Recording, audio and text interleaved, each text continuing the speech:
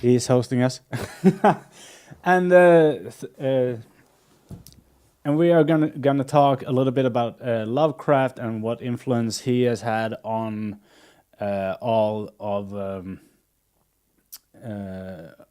horror and sci-fi overall. So, without a further ado, I guess I will call him into the call. Wait a minute. There we go. All right. All right. Yeah, I'm Tom. I'm from the UK. Yeah. Originally from Scotland. I feel like I need to kind of tell exactly where I'm from because a lot of people have trouble with my accent because it's kind of all over the place. I've I've lost a lot of the Scottish parts of it, and I've picked up some English, American, Irish. It's all over the place. So I've from these days I have to very carefully tell people where I'm from. Yeah, but Otherwise, yeah, exactly. I hear a little bit of every it's weird. dialect in it. Yeah. It's a little. I have the kind of the same thing, but not from different countries, but from different regions in Sweden. Oh yeah. Because my parents are from Stockholm, and I'm Ah. from southern Sweden. I was born in southern Sweden, and Mm. I do not talk as broad as they do here. That is like, so I have one weird mix in dialects in that way. Yeah. So, well, we're here today to discuss Lovecraft and a little bit how he influenced the horror and sci-fi on like a really grand scale. And well, my first question to you would be, when did you discover Lovecraft? I probably discovered it. I would say late teens. I think I was one of the few people who discovered it very late. A lot of people discover it early teens, mid teens. I must have been 17 or something when I probably like first heard about it. I think you know what? I think it was because of Resident Evil 4. I Oh, all I right. I seem to because big into the Resident Evil series and Silent Hill, survival Yeah. horror in general, like all of my teens. And this was when I was at college, and my friend was like, "Oh yeah, that's like Resident Evil 4 is great." And we bonded over Resident Evil, and Yeah. we were looking it up, and like, oh, it's there seems to be based like the village sections at the start seems to be based on this thing called Dagon, and we're like, "What's Dagon?" And we looked it up, and it's the movie Dagon, which is an adaptation of Shadow of Innsmouth. Yeah. So we look it up and discover, oh, what's this Shadow of Innsmouth? And it's like H.P. Lovecraft. I know that name. And then yeah, that was like, and then it was just like starting to read about, and it's like, ooh, I can get behind this. This is like, Yeah. one of those grand awakenings almost of into Yeah. the intro into cosmic horror, all from Resident Evil. It's just kind That, of that weird. that's a really weird angle. I Yeah, don't think I ever heard that angle before. Like going in from Resident Evil. I mean, yeah. I too love Silent Hill and Resident Evil and survival horror. And but I got into Lovecraft a little bit earlier. I think I was Mhm. like 12, and Yeah. a lot of it comes from Stephen King because Oh right, yeah. he is the only one that I know that used the word Lovecraftian. Mm. And well, he started that, I think, because he actually uses it in. Now I don't remember the book, but he describes a creature as a Lovecraftian horror. I think it is Huh. the Mist. Yeah, I think it Oh, of is the course, Mist. yeah. And he describes it as a Lovecraftian horror or a Lovecraftian nightmare. And I borrowed the Mist. It must have been the Mist from my library, and I knew the Mm. librarian, which he was in my game club where we play tabletop Yeah. RPGs. And he said, "Well, I have a shelf to show you." Because I really liked The Mist, and Yeah. since he had a pretty high, position on the library, he had bought in a lot of Lovecraft on his own initiative. Oh, right, yeah. So I think I started with At the Mountains of Madness, Yeah. and then it kind of just rolled away from there because that was some fucked up shit, and I was like, I Yeah, love this. At the Mountains of Madness is a really good place to start for anyone who wants to kind of get into Lovecraft. It's also a terrible place to start Yeah, because there's a lot of detail in there and it's quite lengthy at times. yeah, But it's definitely a story that grabs you and you're like, oh, this is, and it works really well as an introduction into the grander scheme of the cosmos in his work. yeah.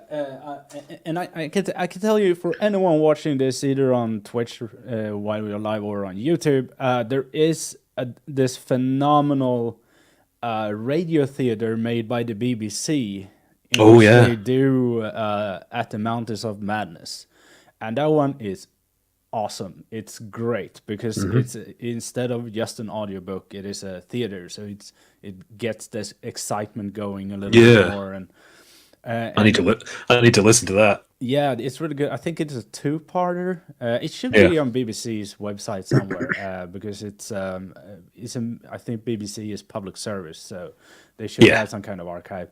Um, and well, the thing that caught me with the At the Mountains of Madness was, first of all, like, these kind of expeditions we still do today. Not in the sense that, you know, we never set foot on Antarctica or so, but we still, you know, go to those remote places where we don't really know a whole lot about.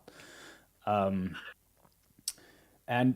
that really got me. And then after a while, everything else got me, the excitement of everything they find in that novel.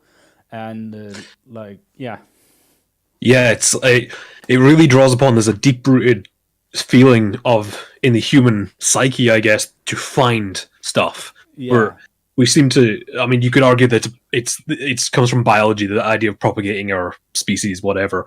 But I think that I believe it's slightly more than that. People just want to go out and discover, and yeah, yeah, it's like it even, and when you read it as a kid, you're just like, that's it seeps into that deep part of you that's like, I want to go out and adventure. yeah. The And classic adventure stories, but yeah, like I would say, like, At the Mountains of Madness is like if Indiana Jones was a horror movie yeah, and everything is horrible. Like yeah, it's like if you strip away the fun of Indiana Jones, like the comedic yeah, effect of it, and then just add in monsters yeah. and insanity, and I think a good way to get into an idea of this novel is reading about the Diablo Pass incident, because it kind of has, like, they are not connected in any way, but Yeah. the way people write about that incident, it kind of reminds me of that novel all the time. It's like, oh, nice novel you got there, Steeler. Yeah. No, and then I think I went on to read Shadow over Innsmouth. And after a couple of novels, I started to read about the author himself, Yeah. which is both good and bad. Oh boy, is it ever.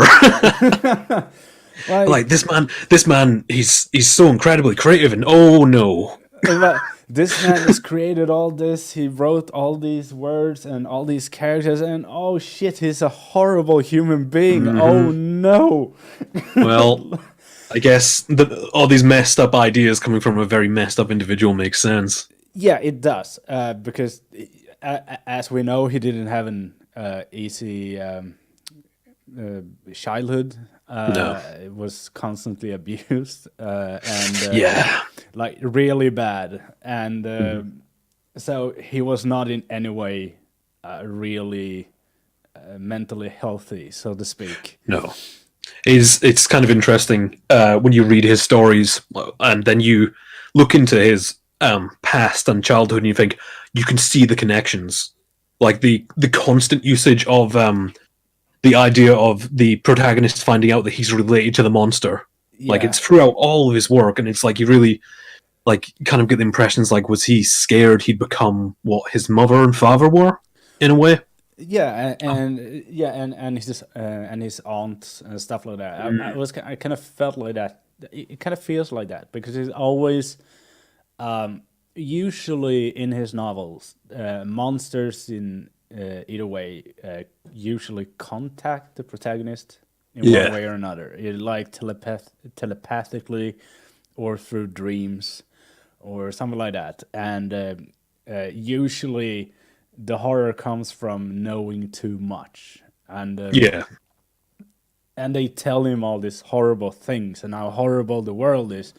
And when you know anything about Lovecraft, when you read a biography or so, you start to understand that he was really scared of the world. He was scared that the Oh yeah. world was as horrible as his life was. Like, that's why he didn't go out. That's why he didn't, socialize that much outside of letters. He kind of created his own prison in a way. And that always, it kind of it kind of strengthened the novels as well, because it gives it a little bit of an other meaning to it afterwards. Yeah, I think a lot of people kind of disregard the work as like cheap sensationalism and unfinished paragraphs of describing creatures, and it's like you need to read into it a lot more. And Yeah. learning about the man definitely helps that. Yeah, But yeah, there seems to be this. He's obsessed with lineage. yeah, he And is. like just utterly obsessed with it. His whole thing with being an Anglophile and his whole family lineage, and just you kind of get this. I don't know whether it came from what happened to his mother and father, or if he discovered something way back in that he was of a mixed race family or something that he discovered and that really traumatized him. I don't know what it was, but he seems to be truly obsessed with the idea of at one point your family were the monsters. I guess I don't know. Yeah, I was thinking that since his father was a traveling man, maybe he had some kind of offspring we don't talk about. Well, yeah, that's one of the things that people think happened to his father was he actually caught syphilis Yeah, during his travels, and that's what sent And- him insane, yeah. so to speak. I mean, and that would definitely maybe really screw with how Lovecraft himself saw morality and ethics, and what he was taught growing up, and seeing that his father might have been a sort of family traitor. Yeah, I think that is a lot with it to do. But something I always liked with Lovecraft, and I read too much Stephen King. Like, I read a lot of Stephen King. I read the same books over and over again. Because Stephen King is great, and he has this book that is called To Write, that is some sort of a biography. yeah, And in that book, he describes that one of his great inspirations is Lovecraft. And yeah. if you inspired Stephen King, like one thing Stephen King says that I laughed out loud in that book is that Lovecraft is great when he is at his best, but when he tries to write social interactions, it kind of just falls apart. Yes. Which is why Stephen King is so good at it, because he when he started writing, he was like, I am not gonna do that, because Lovecraft's conversations, if you want to call them that in books, sometimes is that's not how human works, Howard. No, not at all. It's funny. It's you get glimpses of it, like in oh, what story was it? Is it the Statement of Randolph Carter, where he uses this old of the guy who's down in the grave says beat it, and to us that's really weird, but at the time that just means run. It's like it's slang. And it's really weird that all of a sudden it's like, where the hell's this coming from? Like, you don't. It's really weird. All of a sudden it's like beat it, and it like really, really stands out. But it's like it's slang from the time. But Lovecraft doesn't use that, so it's like it's really weird when that happens. It's like it took me a time. It's like beat it. What does he mean? Beat it? Is someone attacking him? And I was like, oh no, he means run away. It took me so long to figure out what he was talking about. Because you just don't see that in his work at all. Everyone's very stilted. Everyone's very, like, Cold it's like almost. everyone is the androids from Alien, and Yeah, they talk that way, they show emotions that way, they die that way. yeah. And then he writes their death off, like off screen, Hmm. usually. Not always, but sometimes. Like, Yeah. and they heard a giant screech of pain or something like that, and it's like, yeah, you were done with that character. Like, Yeah. I think it's also like the idea that he doesn't really know how to write people, so the idea of writing a final last words or monologue seems to be beyond him. But also, he was a very big proponent on leaving it to the reader's imagination.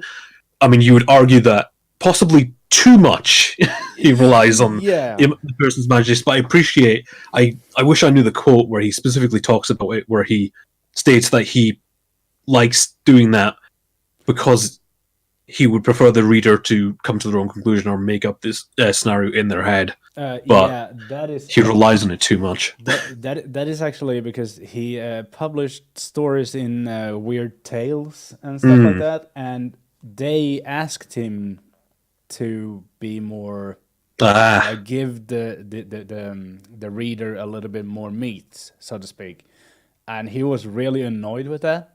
yeah. But Is then that when again, he wrote the essay?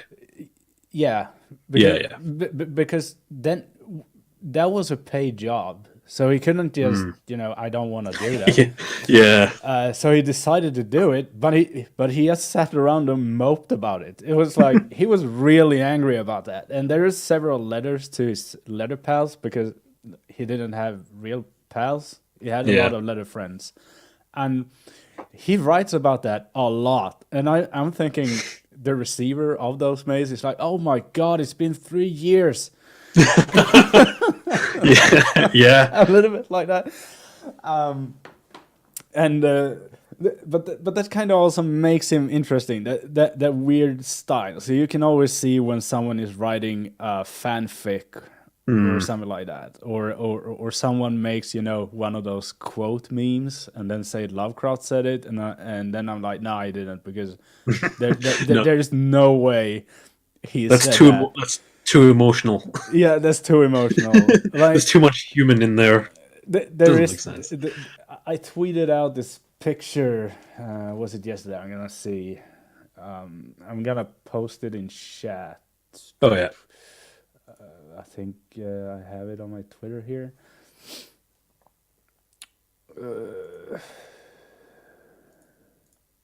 Let's see. Oh, God damn it! Why is everything so slow? There. I'm gonna post it here. It's a link to a tweet. Okay.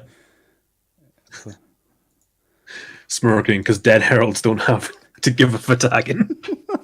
Oh man. Featuring the only I think of two pictures of Lovecraft showing an emotion. Yeah, the other one is with the cat, I think.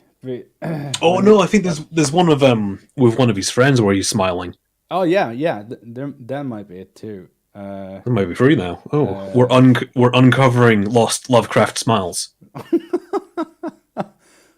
The deepest lore. I mean, it is really, really rare to see him smile. He didn't like to be photographed, obviously. No. Every Which photograph ever taken of him is like he has a giant stick up his ass, and Oh god, he's stock still, like arms to the sides, and just giving off this impression of no. yeah, exactly. It's really. Yeah, I have a feeling that's might be his mother's fault, considering what she said to him Yeah, it might and be. about It him. might be.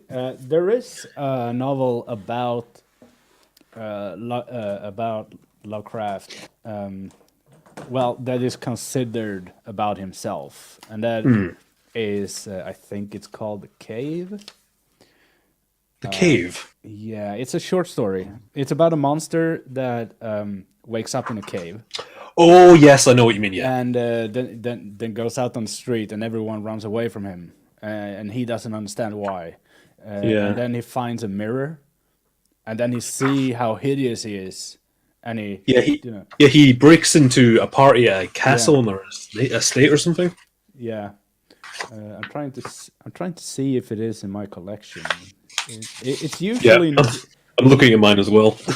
it's usually not in the collections. I think I got it from one of the omnibus collection books, the older pocket ones. Mm. Um, I think it's called The Cave. I'm not entirely sure.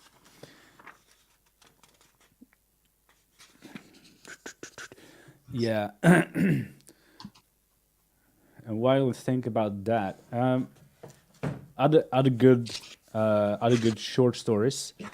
Well, he only wrote short stories, but I really like The Whisperer in Darkness Oh yeah, because it takes form of a letter exchange. I in I do find myself liking the stories where he does that kind of thing, where it's not really a Yeah, story. It's when you read them, it's almost like you're investigating. yeah. It's like Like it's like you have like this case file and you read yeah, yeah, letters trying to puzzle together what the fuck happened or what is going yeah. on. And Like with Call of Cthulhu and stuff, it's just like you're right there in with it. It's really good. yeah, which collection do you have? I have the Necronomicon and Eldritch Tales. All right. The two. I have the Necronomicon too, but I also had the complete fiction of H.P. Lovecraft, which is a beautiful blue book with I don't know how many novels there are. Oh, that's nice. And it even has a case to it. Yeah. Like it's almost like buying a DVD box. I got it for Christmas last year, not 2017, 2016. It's a really nice collection. I Yeah, it think does look nice. I don't know how many pages it is. The Haunter in the Dark. I think it's the last story.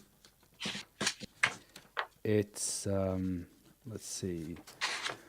The stories take up Is it 1,094 pages. right.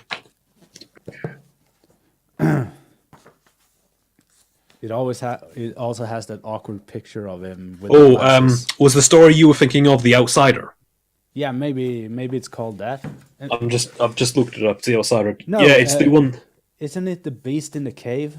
It's even It's about the beat. I'm trying to remember because I know not where I was born. Save the castle was infinitely old and infinitely horrible, full of dark passages, having high ceiling. Yeah, it's The Outsider. It's the yeah, one all where right. it lives. It lives in a castle deep underground, but he doesn't Yeah, realize it's right. Yeah, underground. yeah, Yeah, yeah, it's The yeah. Outsider. Yeah, okay, all right. Then I just confused it because there is one that is called The Beast in the Cave. Oh, all right. But I don't. I'm unsure about what the Swedish titles were because when I started Oh, reading of Lovecraft, course, yeah. They might be. so that might be why I remember it wrong. But anyway, the thing people don't realize, I feel a lot with Lovecraft, is how much he actually influenced both horror movies and games Yeah, and media overall. it's crazy. I mean, it's to the point where if I'm streaming a horror game, I have a drinking game which is take a shot every time I mention a link to Lovecraft because I will fucking find one. God Yeah, damn it! yeah. I mean, you It's will, crazy. you will. You, I mean, yeah, you can find them in everything. You can find them in.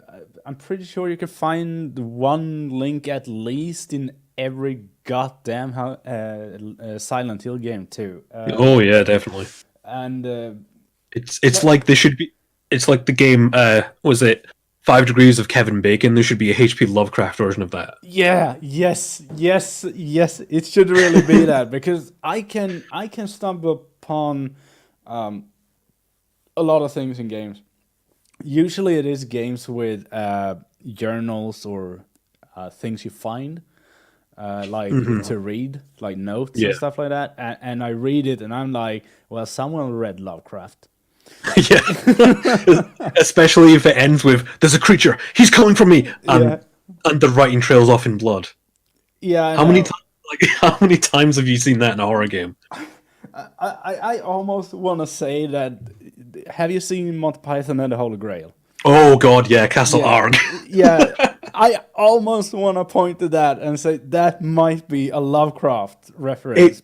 It might be because it points out the kind of the silliness of the entire concept of someone writing a journal, but continuing writing as they're being mauled Killed. by this horrible thing. Yeah, I mean, it's so. I was like, and I thought about that, but that's just the thing that I don't point out because people will think I am insane. Like you have read too much Lovecraft, you're seeing it everywhere, and I'm like, but it is everywhere. It is. It really is. And then you have this giant conspiracy map, and like, Oh yeah.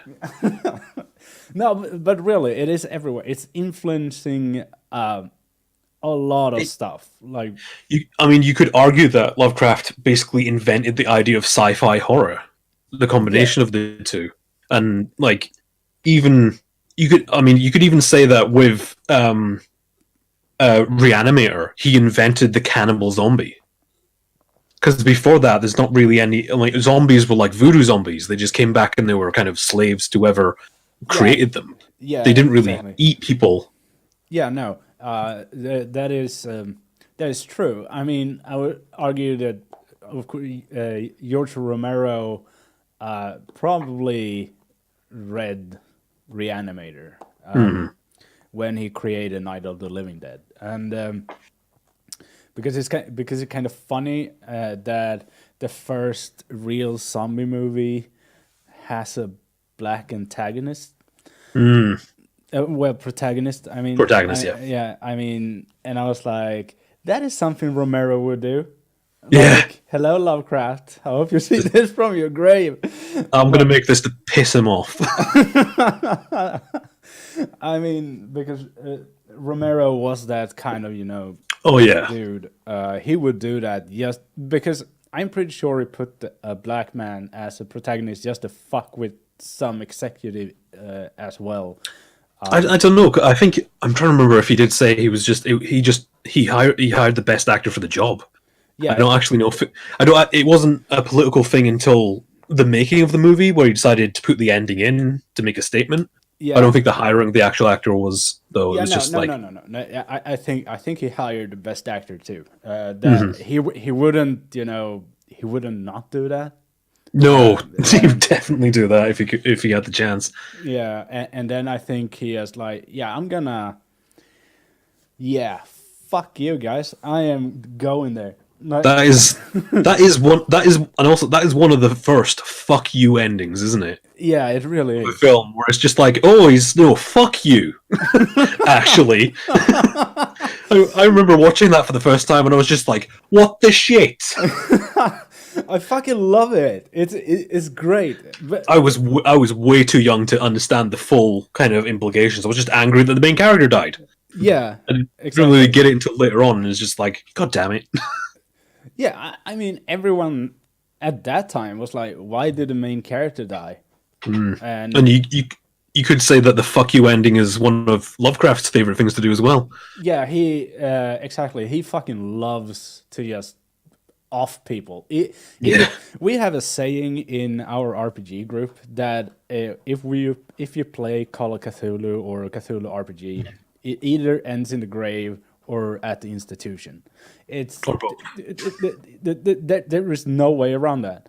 No. Like, well, I did a lengthy campaign in Trail of Cthulhu in which most of the characters survived, but they were not in a good state of health. Yeah, survived with heavy quotation marks around it. Yeah, because like one character had become a heavy alcoholic, the Oh, nice. doctor, and the other character. This was my favorite part. It was because they found a book in one session. They found a book, right, and one of them knew a reanimation spell, and they found a book and read about, you know, the cats of Ulthar, the cats that protect the city of Kadath Hmm. and stuff like that. And he decided to get a lot of cats because he thought that would save them from the from the monsters, because they didn't have a lot in knowledge of the Cthulhu Midas. Yeah. So he was just like, "Oh shit! It's they say cats in here. Let's get a bunch of cats." And then these cats died, and then the character's wife died, and then he decided to put like, "Why don't I reanimate them?" And I was like, "You're gonna reanimate your wife?" Yes. And this was at the point where the group was so paranoid that they actually acquired a bunker. They were like, we can't stay at home because they are after us. They had night gaunts Oh one no. night, and they were like, yeah, fuck this, we're getting a bunker. So they were like, Tired of getting my belly tickled. I'm going to the bunker.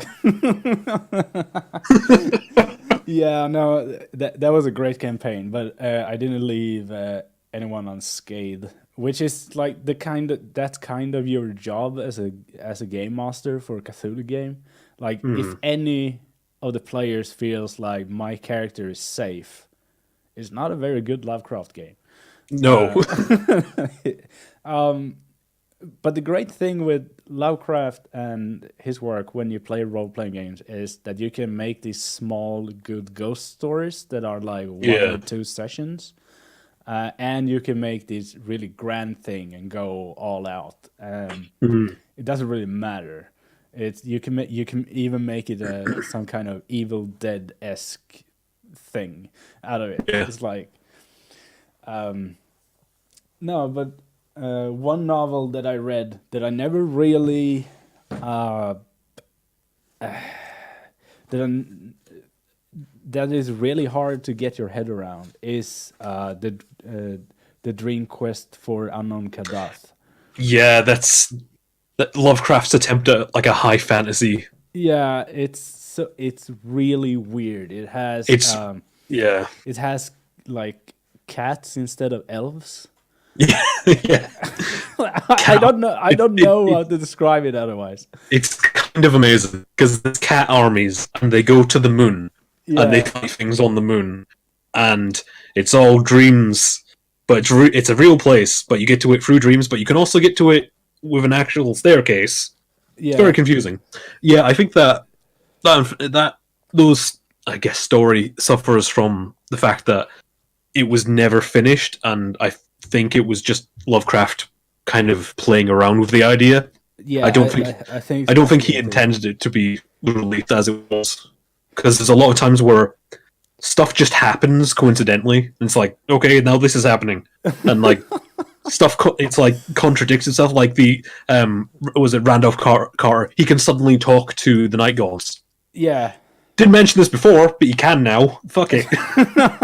yeah. No, it suffers heavily from that. But I kind of feel like I like the novel because it feels like he had some, you know, bright outlook on the future on his writing in a It's way. definitely a lot more positive than a lot of his other stuff. Yeah, because it's really like it's really colorful. It's It's it's funny. It's funny at times. yeah, and Like it's when he's tricking people with the alcohol to yeah, fall asleep. That's funny, and the cats is just it's so weird but and hilarious, and it's interesting because when you read the rest of his work, you can see all of the different stories coming into it, yeah, like the Cast of everything. Ulfar and everything. It all comes in. And it's like this building of a grand universe. Everything is there. Um, I mean, it's just, but it feels so. There was this Lovecraft has this weird way of describing things. Like, it's hard to explain, but let's just say that a normal person wouldn't describe things that way. No. But reading that novel, I always had the color purple and fiery red and Hmm. like orange in my head because it always felt like those colors were those he described, and that is way brighter than his usual descriptions. Yeah. And the only thing was that you had to be scared of the night because of the night gaunts. And I was Yeah. like, what the fuck? Isn't that just mosquitoes? And then I looked up, and then I read the description of his night gaunts, and I was like, what Yeah. kind of fear do you have for mosquitoes? Like, It's really weird because the Dream Quest like story, it shows you more of the night gaunts because he really is the poem everything is based off, and there's like little suggestions, but it like you see more of the night gaunts, and then you kind of get the impression, oh, they're not so bad, and then you're like, oh no, they are so bad.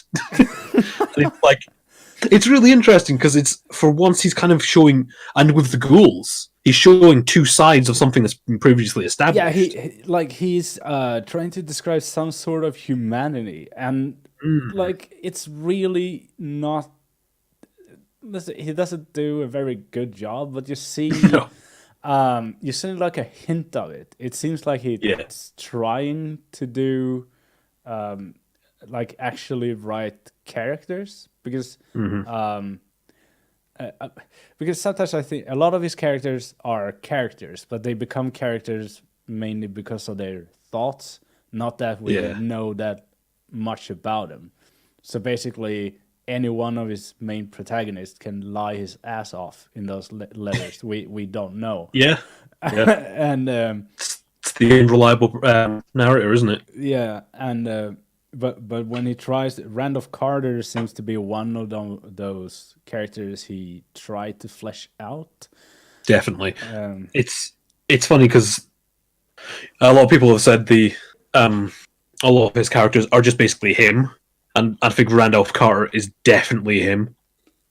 Just from the way he's described, especially in the statement of Randolph Carter, and the way he's Yeah. kind of almost very meek, and you kind of get the impression maybe that's what Lovecraft was like, and is very much an author insert. But then I think he later becomes very much his own character through the Dream Quest, and he goes off on this adventure. Yeah, kind of. And I like the Dream Quest because it feels like like since he wrote Randall Carter the way he did, maybe he actually wanted to go out on adventure. Yeah. Like, Well, he did end up doing that towards the end of his life, yeah, he did. a little bit. A little bit before he died horribly, just like his characters. Yeah, He kind of predicted his own horrible fate. it really is kind of this like unseeable thing Yeah, it's that is cancer, and it's like, ugh. oh, God damn it. Because I have his diary, Oh right, yeah, and I also have his notebook, and those two are painful. Like by the end of those two, the Yeah. rest of it is kind of stale. He has a note in the notebook that is like that just says Mooncat. And and the one that compiled the notes just added a remark like probably the cats of Ulthar. We are unsure of what he was thinking about because they add a little bit of comment to every note because Yeah. it trace to what it is for, like but just cats. I was like, okay. But we know he liked cats. That we know. Oh boy, did he ever! Yeah, it's probably the only animal he really liked. Yeah, I don't. I Yeah, think it is because of the chaotic nature, and they are not fearful like he was like a cat. well, they wander off into the night, and they're not afraid of anything. Yeah, that's why that is also why they die. Yes. It's uncanny. Curiosity killed the cat doesn't come from nothing. It's literally scientific fact. Cats are idiots, and The duality of cat. cats are idiots, and that's why they die. Yeah. And I kind of like the note. If you can get those books, the notebook and the diary, I would suggest you do that. They aren't Yeah. very big books. Like they are. The notebook is. Wait, I'm just gonna fetch it. Yep.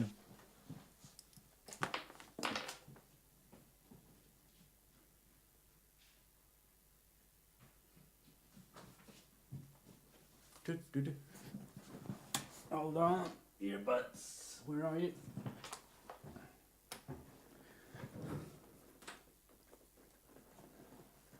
The amazing thing with doing this show live is that I can edit out this crap. See, I did think about putting my camera on, then I realized I'm probably gonna be back and forth like grabbing books and comics and stuff. Oh, you're editing it. I couldn't. Fuck. I still got some books, but I didn't get it all. I was No, like, neither. No, I'm gonna dismantle my whole shelf, and it's probably might not happen. But yeah, mine's precarious at best. well, I got the notebook here. It's a small little booklet. This one is in Swedish. I didn't get a hold of it in English, sadly. And it's pretty neat though, actually. It also has that fucking picture of him with glasses on. That picture. How about you use a picture where he smiles? That would be like revolutionary. It's like,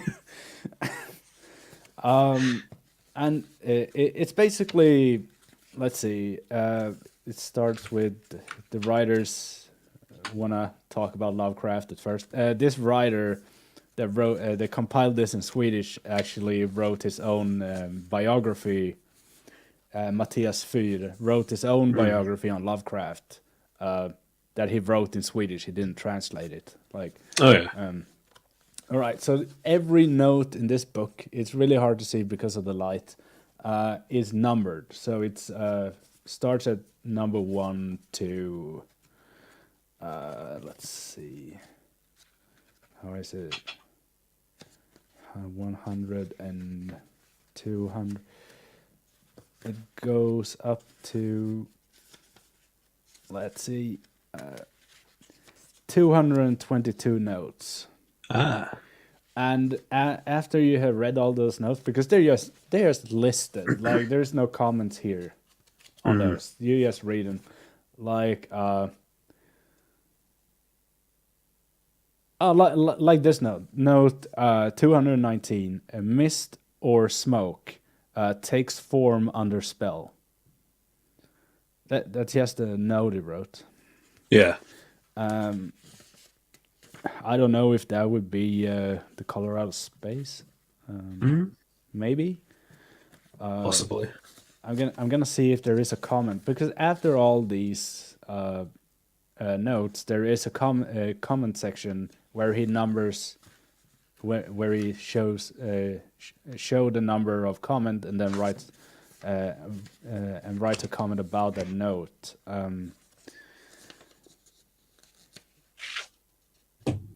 All right. He also has the author of this book also states that a lot of these notes were stricken in the papers. He added them anyway because this author is an ass. No, not really. Let's see, which was it? 219. Oh no, there is no comment about that. Oh, well, mystery. Yeah, it's a mystery. It could be a number of things. I'm trying to think of anything. Yeah. We know that the Colorado Space is the Tunguska event. Like he based it on that. That I know. Oh, yeah. Which is also, let's talk the Colorado Space, because my favorite story. it is your favorite story. I absolutely love the Colorado Space. Then you're gonna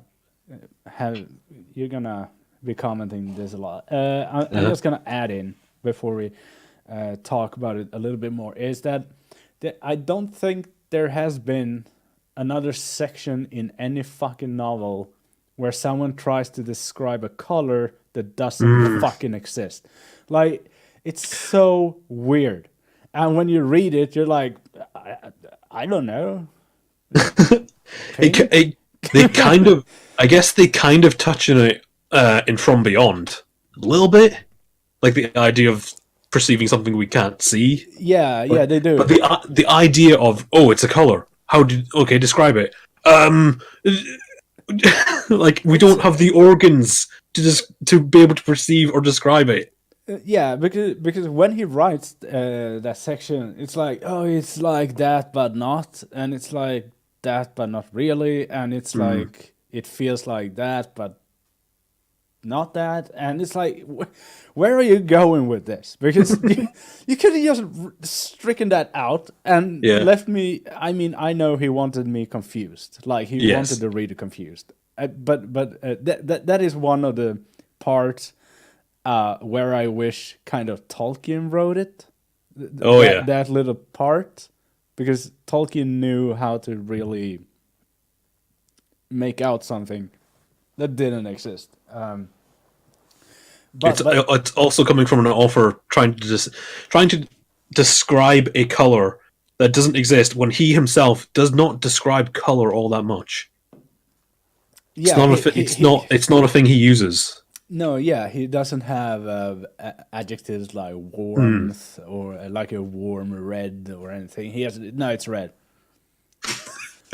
It's red, but not. Is it wine red? Yeah, it's red. More like wine, but red. Okay. Like, you constantly feel like you're asking, so you kind of make up your own anyway. So it kind of works either way, but it's that kind of style of writing that Stephen King talks about, that Lovecraft isn't very good at. He kind of wants to get past it, you know. So he wants to build a scene, but he wants to build a scene to continue the story. He doesn't want to build a scene and then, you know, go through that scene and set the mood and stuff like that. It's like, it's a brown chair. Okay. It has four legs. One is a little bit cracked. Okay. What does it look like? Yeah, a person sits on it, so you can't see. You can't see how the chair looks like. I'm like, yeah, but what about fuck the rest of the room? No, but it's not really that bad. But sometimes it gets to it kind of leaves, as we spoke about before. He leaves kind of a little bit too much to our imagination. Yeah, he kind of just he's straight to the point. There's no setting. Well, there's very little of setting up mood. He's very, this is what's happening. Don't ignore the rest of it. This is the important part. Yeah, you know that meme where you just write mood and then post a picture or something. That he wouldn't understand that meme, because he was like, "What is a mood?" Like, I would hazard a guess that he would not understand the concept of memes at all. What is this? It's a joke, Howard. What's a joke? Might as well. And he would be like, "Oh, like two tomatoes that walk over the street." No, God damn it, Howard, fuck off. You and your goddamn absurdist humor. It's like, no, but the Color of Space. It was a really, really long time I read that one, and but I read a bunch more about the Tunguska event, which kind which kind of muddles my memory about the novel a little bit more. Yeah. Because it's hard to tell which I got from the novel. Yeah. It's interesting because Color Out of Space, along with like, you know, The Mountains of Madness, I think that's one of the most influential like concepts. The idea of something landing on Earth and completely just changing the environment just by its mere presence. That it's like so many like films, comics, video games are based on that concept alone. Yeah, we got latest is, I think, probably the most popular right now. I would say would be Cloverfield, which is very Lovecraftian, because it's I don't know if you have seen the Cloverfield paradox yet. I haven't, no. No. But so I'm not gonna spoil it. Don't worry. Okay. But it's very, the whole story of it is very Lovecraft. Both the first Cloverfield, and then we have 10 Cloverfield Lane, and then we have the Cloverfield Paradox, and all three of those have heavy elements of Lovecraft in them. Yeah. And yeah, I would say that the Cloverfield universe is based a lot about the color out of space. So yeah, it's definitely influential. I wish to see some other novels get representation a little bit. Like At the Mountains of Madness, I don't think have a great representation yet. Yeah, well, the problem with Guillermo del Toro, like when he wanted to make that, he basically when Prometheus came out, said, "Well, that's basically a way." Except Prometheus really fucked it up, in my opinion. I do not like that film, but that's that's a whole that is Yeah, that's a that is an whole entire other topic. that's a 5-hour conversation. Yeah, everything wrong with Prometheus. I can do that, not to Oh, know, man. because I have when- strong opinions on that one.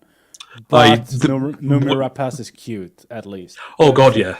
That's like- She's great though. I like her in anything. she's good in that movie. There's so much other things wrong with that movie that is, which I before we leave that, I would say that Ridley Scott have a version of Alien that we don't share, and that is Yes, definitely. and he tried to cater to both audiences a little bit in Covenant, which I don't dislike Covenant as much, but there is a sex scene in that movie that is, Ridley, you have been doing movies for a long time. Yeah. How the fuck did that scene get into the movie? How? Ridley, this isn't Friday the 13th. Exactly. No, we need some boobs in the movie, man. But no, we It's don't need weird. boobs. We don't need boobs. Yeah.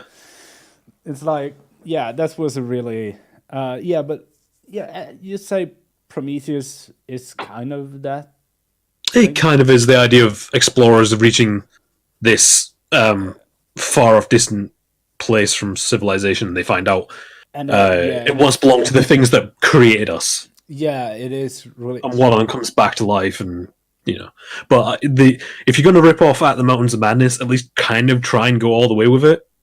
Don't abandon it halfway through, and just do whatever the fuck you want for the rest of the film. Yeah, that is my problem with that movie overall. Oh man, but when I saw that movie with my friend, fuck, the Red Letter Media little short they did. Yeah. And they were just like asking, that was us for a solid month. like we got out of the theater when we saw it. It was like, that was okay. And then we both went our separate ways, went home, and then later on it was this creeping sort of, wait a minute. It's like, and then I'm not even kidding. The entire next month was just going, why the fuck did that happen? Yeah. Why did he turn into an alien, but that guy turned into a different alien? If they were going to do that, they should have all turned into aliens and have the body horror aspect. Why did they come along on the mission if they didn't know where they were going? Why did he get... And it's like, And I was like, after the movie, I was like, well, it was pretty. It certainly was.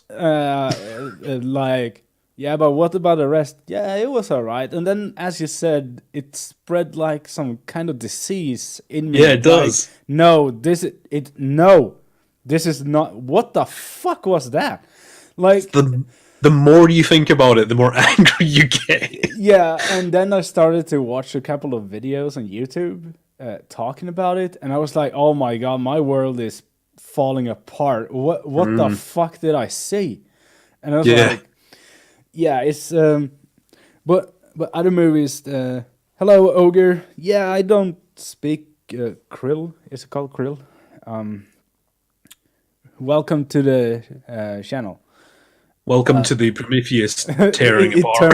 Tearing apart Prometheus. We need to cut this off, otherwise I will talk about it. Yeah, I will cut it. We're moving on. John Carpenter's The Thing. Yes, definitely. Also, that is possibly one of my favorite movies, if not my favorite movie of all time. Yeah, okay, right. The Thing. is a movie that I like, and I am one of those weird ones that kind of likes the so-called remake, but it's not a remake. Oh, the prequel thing, yeah. It's a prequel. Uh, I kind of enjoy that too. Not because I think it's nearly as good, but No. since I like the concept of the thing, I enjoy it because it's more the thing. It's Like, cool seeing the, I guess, the original body, but not, I mean, the body that it arrived with, I guess, the giant yeah. insect thing. I mean, That's cool. that movie has problems, right? Oh, yeah. Like a lot of problems. But my main thing was like, it's more the thing. I can go on with that. Like, I am not gonna fault it for that. And by the way, it was the dumbest fucking thing to do a prequel to the thing. Like, Yeah, it was unnecessary. yeah, Oh, that's my view on that film. It's like it was okay but unnecessary, and the CG ruined it. They should have kept the practical yeah, effects. yeah. It came in that weird period during 2008, 2010, around there, where everything was CGI. Like Yeah, they didn't want to do practical effects, and after like 2012, people realized that wow, this looks shit, and yeah. like CGI blood. Why is that a Oh yeah. thing? Is it hard to throw a bucket of blood on the sea? Apparently, I guess the cleanup union's just like enough with the blood. We're sick of cleaning it up. Shut the fuck up! You work for a I horror know studio. I know. It's. I think the ultimate tragedy about the Thing remake is they had practical effects Yeah. and then they CG'd over them because apparently, quoting one of the producers, it looked too 80s. Oh my god. Seriously, one of the producers of the film said, "No, we have to replace the practical effects because it looks too 80s." So the director actually did use practical effects. Yeah, if you go on YouTube Oh my and search. god, they ruined thing is, they If ruined you it. go, if you, Alex, I don't know if I should look it up, but the practical effects they were going to use are fucking like astounding. Yeah. It's like ridiculous, and they just went, "Oh no, forget that." And it's like because it's the 80s. It's like the film is set in 1980. No, one thing I know which movie has the fucking worst when it comes to fucking CGI effects. It's What? one of the Texas Chainsaw movies. Texas Chainsaw, I don't know which it's the shittiest one. Wait, is it Texas Chainsaw 3D? Is it that one? It gotta be that one. It got 4.8. I'm gonna see. Is that the one where the chainsaw had no chain on it?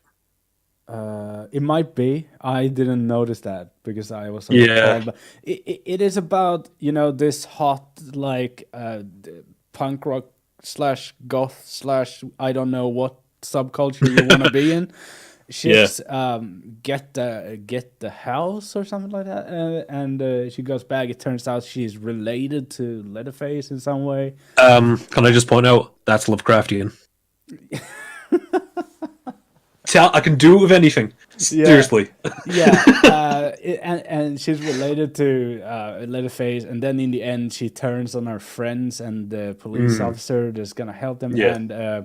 and Leatherface goes down this grinder, and Right. that scene is one of the worst scenes I have ever seen, and that is all CGI. It's CGI blood. It's CGI Leatherface. I'm pretty sure the grinder is also CGI, but it's hard to tell if it's just a filter or not. That scene is so fucking bad. And it reminds me of the scene, the scene where Jason gets chained and almost into a wood chipper. It's like, yeah, it's kind of like they tried to do that scene but made it like worse. Like, and I mean, Friday the 13th are awesome movies. I fucking love them. I hate Jason Tattooed, but I'm not gonna lie. When it comes to quality, they can be a little bit iffy. And it's like, how do you make that scene and you make it worse. Yeah, that's not you've got a precedent of the practical effects on you, and then you rip it off with shitty CGI. You're just setting yourself up Yeah, to be mocked. because that scene in Friday the 13th, it's an alright scene. They made it work due to good camera work. Like, Yeah. because you had this weird length problem with the chain, if I remember. Right, yeah. It kind of varies through the shots. Yeah. So they do a lot of close-ups instead on the characters. It's like they realized that during edit. So they were like, yeah, yes, just use a lot of close-ups on Jason and on the other people, and then back to Jason, and then one long shot, and then back to Jason, and it was like, I think they made it work in the edit, because Yeah. it's one of those scenes you can tell that, wow, you cut a lot of this. Just an edit, like an edit every 2 seconds. Yeah, and it's maybe that the first shot failed and they had to redo it really cheap. And Oh yeah, sure, yeah. so that scene in Taste of Change, it's the fucking worst. Like, I was like, this movie is shit, but when that scene came on, I was like, fuck this movie. I don't even have it on my DVD shelf anymore. It's in a box somewhere. I was like, you are not on this shelf, motherfucker. You don't deserve to be up here. No, and I mean, I put almost every goddamn movie up there that I collect. Like, it's just a movie collection, but I got so pissed at that movie. I just like, no. I even have Day of the Dead 2 Continuum, or whatever, Contagium, or whatever that movie is called. Oh wow, yeah. Up in that shelf. And I was like, I have that movie there, and you are not welcome. That says a bit how bad it was. I've not seen it, but I've heard some bad stuff about that movie. Just general inconsistencies.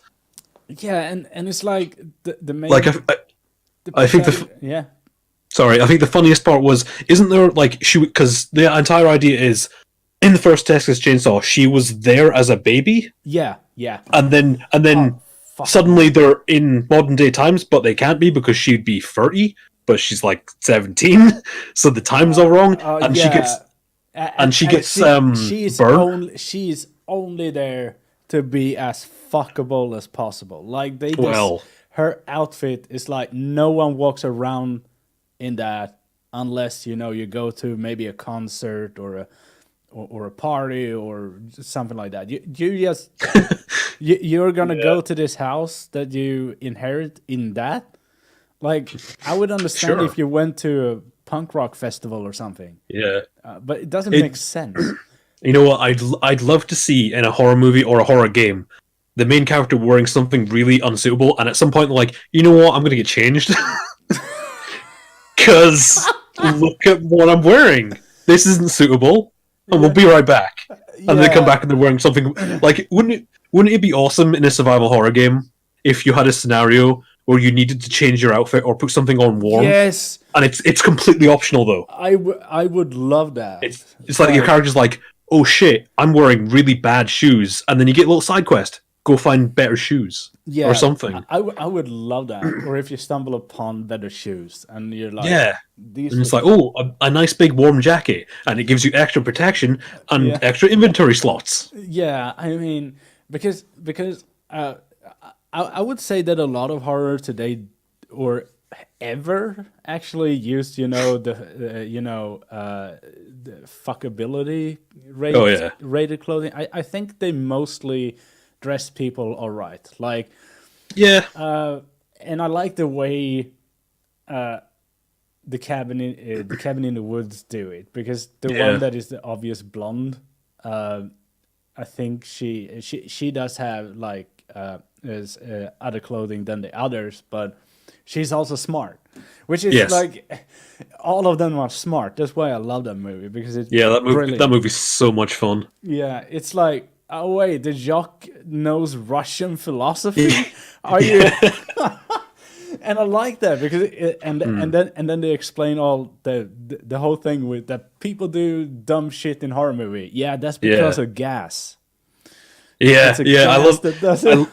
I love the explanation of the tropes and marrying people to the tropes, and then there's a twist in it where it's actually like, oh no, they fucked up. Yeah, They mixed the trope up, and they integrate it into the story. yeah, And it's a commentary and thing, but it's actually part of the story. Is they fucked up the tropes. yeah, They made a mistake when picking these people. I really like that. yeah. I really like that too. And the best thing is that it is the dope head that is. Oh yeah, He's too high to be receptive of Yeah. whatever they throw his way, and I just fucking love that because if it's not. I usually don't like dope heads in horror movies usually because I Yeah. know they are going to die and they're Yeah. going to die making a fun comment. And it's like they even used that in Friday the 13th remake, I think. They have two dope heads that drink beer out of shoes and stuff like that. I think they play beer pong, and if you miss, you have to drink out of an old gym shoe. Lovely. Lovely. Yeah, that is the thing. We could talk. When we're talking movies and we have Lovecraft on, something I think a lot of remakes do is missing a lot of the points in a lot of the originals. Like they miss Yeah. out, like let's say a Lovecraftian link. It's Yeah. not there anymore because they didn't get it. Maybe? Yeah, with the prequels of any kind, I think 99% of the time it's made because of brand recognition, Yeah. and it's very rarely anyone with the original concept or the original team works on it. So you get a bunch of people who weren't involved; they're not going to entirely understand. Yeah, imagine if someone were to remake Pan's Labyrinth. Oh God! Like, Oh no! You've just put the American remake of Pan's Labyrinth. yeah, What a horrifying idea! yeah. God damn! I am sorry for putting that idea in people's heads. That Oh. is going to wow, that is going to mess me up. Like Yeah. I'm going to think about that, and it's like, oh fucking no. And then I'm gonna see it, and then I'm gonna see it pop up on Bloody Disgusting, and I'm gonna be no. like, oh no. Oh, Hey, we're recording this. If they do it, we can be like, "You're stealing ideas." Come on. yeah. Oh, thank you for watching my show. It's like, Yeah, right. yeah, no, because I think there is a lot of old movies that doesn't deserve remakes. That has a little bit of Lovecraftian undertone in it. A movie I don't personally like that much is Poltergeist. Oh yeah. And they did a remake of that and kind of ruined it. But I mean, for me, I'm not a big fan of the original movie, and then they ruined that. Still, that is amazing, and all they did was shoot all the scenes exactly the same Oh. and put the movie together. It's exactly the same movie, frame by frame. And they Yeah, they still managed to ruin it. They pretty much did that with the Carrie remake, didn't they? Not like shot for shot, but it's essentially the same movie. Yeah, it is. I kind of like. I don't like the remake. Well, I do like the remake. I don't think it's bad. I think the ending of it is better, but that's because they had more money to actually pull off Carrie's ending. The original had like, okay, right, we have this room, and you're gonna wreak havoc in here, and we're gonna end the movie like right after that, because in the novel she actually goes out on the streets and wreaks havoc, and she does that in a remake. The main issue I always have with Carrie is like I like Sissy Spacek as Carrie, but Chloe Moretz is way too cute to play that girl. She really is. It's like you watching that. It's like she wouldn't be unpopular. What are you talking about? She's like the most attractive girl here. Yeah, like if you ever have you read Carrie? No, I haven't. Yeah, you should do it. It's a great short story. Yeah. And that book, the way King describes Carrie is like, yeah, not a 10-foot pole. Yeah. Not gonna touch that with a 10-foot pole. Like she and Carrie. The fun thing with Carrie is that she that character is actually built of two girls that committed suicide in Stephen King's high school. Oh yeah. So he put those girls together and made them worse because they weren't that bad as they didn't look as bad as Carrie. Yeah. But he made it worse because then you get a more feeling, or well, you could say he didn't make her worse, but he writes her off as worse because that's her, how she thinks that people see her, and so he wrote that book as some kind of revenge for them because he didn't do anything about it. Right. Yeah. He was like, "Yeah, I got to write something." If I remember correctly, the first, Carrie is one of the novels that his wife found in the trash. Like she picked it up and like put it on his desk and like, you continue to write this. Like, and then he sent it in and it got published, and it's. It's like one of those weird stories, something, Yeah. just a fucking fluke. Just a fluke started his career. And then he sold 1 year later because the novel is published 77, I think, and the movie came out 78. And Wow. he sold the novel's rights for about $10 or something like that. Because he didn't understand the implication. Because someone wanted to make a movie, like, who the fuck are you? Like, yeah, all right, $10. Yeah, back then, the 70s. I mean, it's not the business isn't what it is now. No, I mean, really. Some fringe fuck wanted to make a movie out of my short story. Yeah, sure, whatever. $10, and it's yours. The story that I was going to throw in the trash. Yeah, whatever. Yeah, exactly. And it became huge. And and Carrie is a great movie. I don't know if there is any Lovecraft links in it, but it's hard to say. His despise for like Christian beliefs is there. Yeah. Like how harsh the Christians are. Like Carrie's mother. Yeah. I mean, Carrie's mother could easily have been Lovecraft's mother in that sense. Yeah. Yeah, definitely. Because she's a bitch, like the worst kind of just abusive. Yeah, abusive in an almost like over the top comical way. But that's the thing with Stephen King is that exists somewhere in the world. Exactly. Like even the worst of his human characters, like usually people who are the true antagonists, there's someone out there that is like that, and that's horrifying. Yeah, like Anne Wilkes in Misery. Holy shit! Oh, they exist.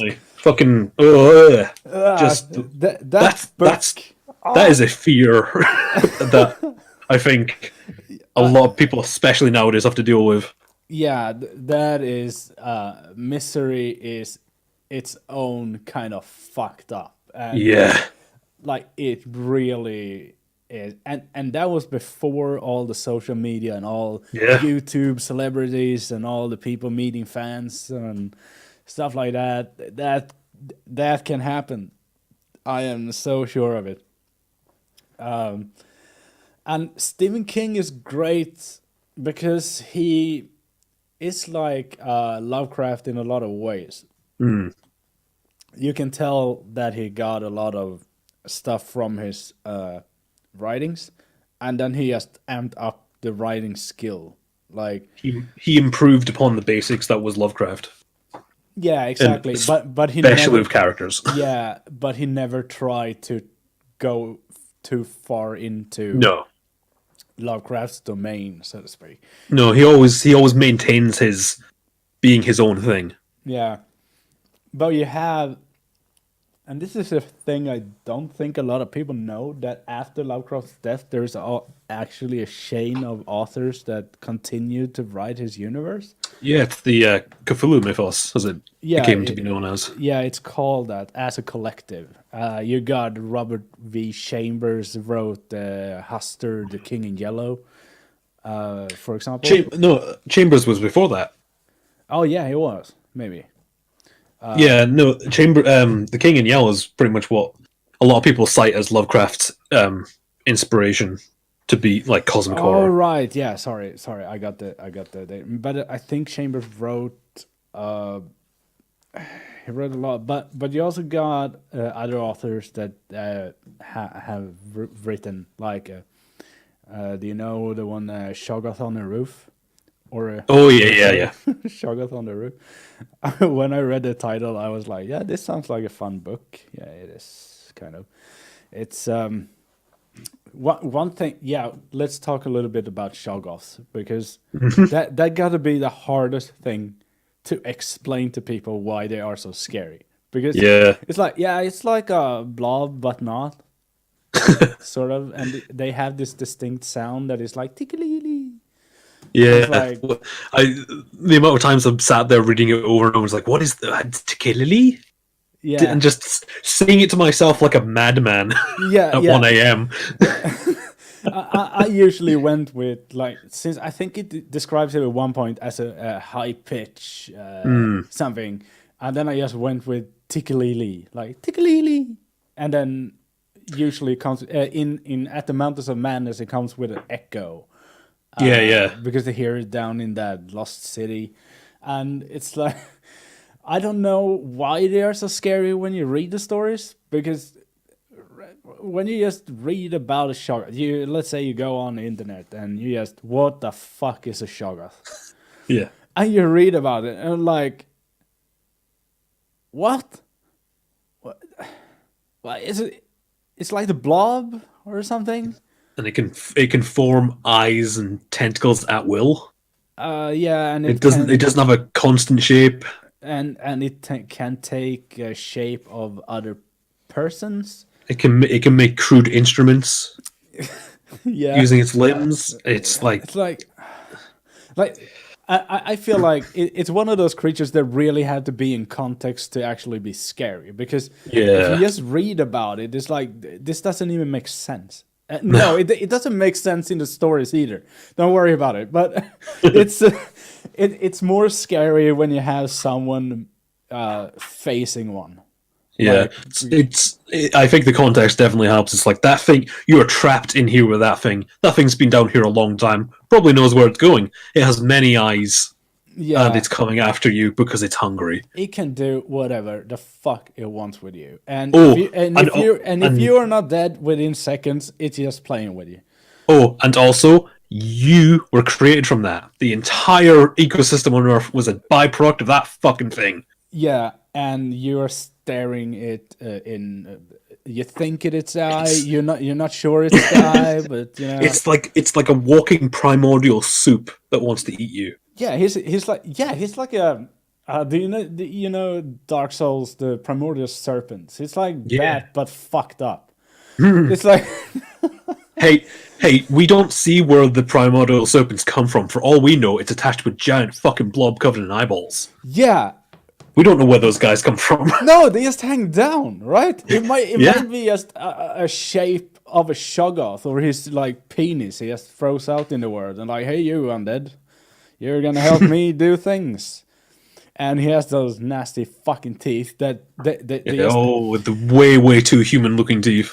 no. But the best way is that I think that would be how a Shoggoth would make his teeth look like, because he thinks Yeah. that what a mouth is.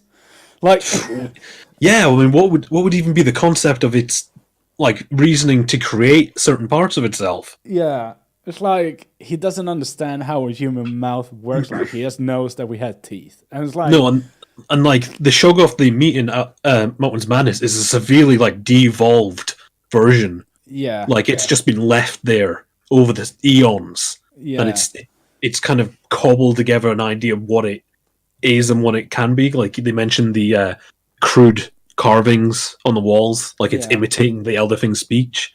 Yeah, exactly. It's just uh, sh- and Shoggoth varies a lot in both power and intelligence, obviously. And you also have the Great Race of Eth, while we are on really weird creatures. Have you read the Dunwich Horror? Yes, Yeah, that I fucking love that book.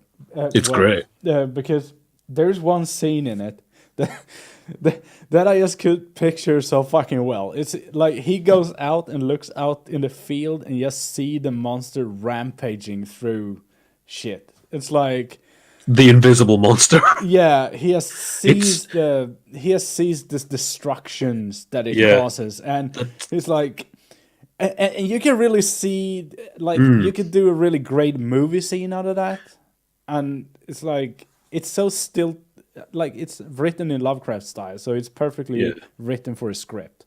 So it's Oh yeah. This is the great that section where all of the locals are on the phone to each other, and yeah, they're just that you could. I can imagine that being shot. Just them crouching on the phone is like we can hear it, but you never see it. It's yeah, just you just focus on the characters and let their performance carry it, yeah, and then you hear over the phone the house getting trampled and the people being killed. yeah. I mean, You can envision all. yeah, and I can really think that one of those, like the Dunwich Horror, is one of the novels that Stephen King draws a lot from, because he has this way of doing the same. He doesn't use it like for a whole book or something like that, but a scene. He definitely uses it in like The Mist a little bit, Yeah, like how, since he doesn't really describe what they see in the mist, it's like it's something there. It's moving. I can see it moving. It's going over there, and all you can do is just read that and try to paint a picture of it, and it's yeah. entirely built. But the whole Mist novel is very Lovecraft. I guess you have seen the film, I've seen the film. Yeah, yeah, the film has a Lovecraftian ending. yeah, The novel doesn't. yeah. Which Stephen King stated later that he kind of regrets he didn't go with that Yeah, instead. he really likes that ending, doesn't he? Yeah, he does. That's a fuck you ending. Yeah, that's a fuck you ending to the core. Jesus There are Christ. people really mad about it, and I Oh was yeah, like, yeah. People got really upset, and it's like, no, it's brilliant though. yeah, but it is brilliant because, like, how would you know it would have a happy ending? Like, I like the way that they took a risk and it didn't pay out. Yeah, Well, it did pay out. Didn't yeah. have patience. It's like, I I think what makes that whole situation worse is you see the woman from the very start. yeah, She got out and found her children. She survived, and that's like yeah. that's even worse. Yeah, exactly. It's awful, and I love it. It's so great. And if the main protagonist, the dad in that movie, doesn't convert into heroin or something Oh after god, that, it's like he doesn't have a bright future after that ending. It's like that that character is fucked. It's he drugs and suicide. I would be surprised if he is an absolute catatonic after that. Just Yeah, him. gone. Yeah, he might not be able to function because that, like, I think a lot of movies should take a little bit more risk. Yes. I think a lot of this year, I think I've seen that horror movies have started to take more risks, which Yeah. I like. But I always felt like the horror movies overall are always the first.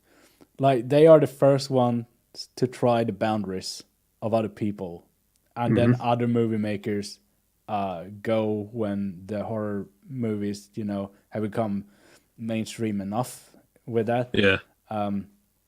Like with let's just say sex Yeah. in the 70s. The horror movies were already doing it. It wasn't censored. It was a lot of shit that wouldn't fly in Yeah. regular movies. Today you can see boobies in regular movies. Yeah, it's fine.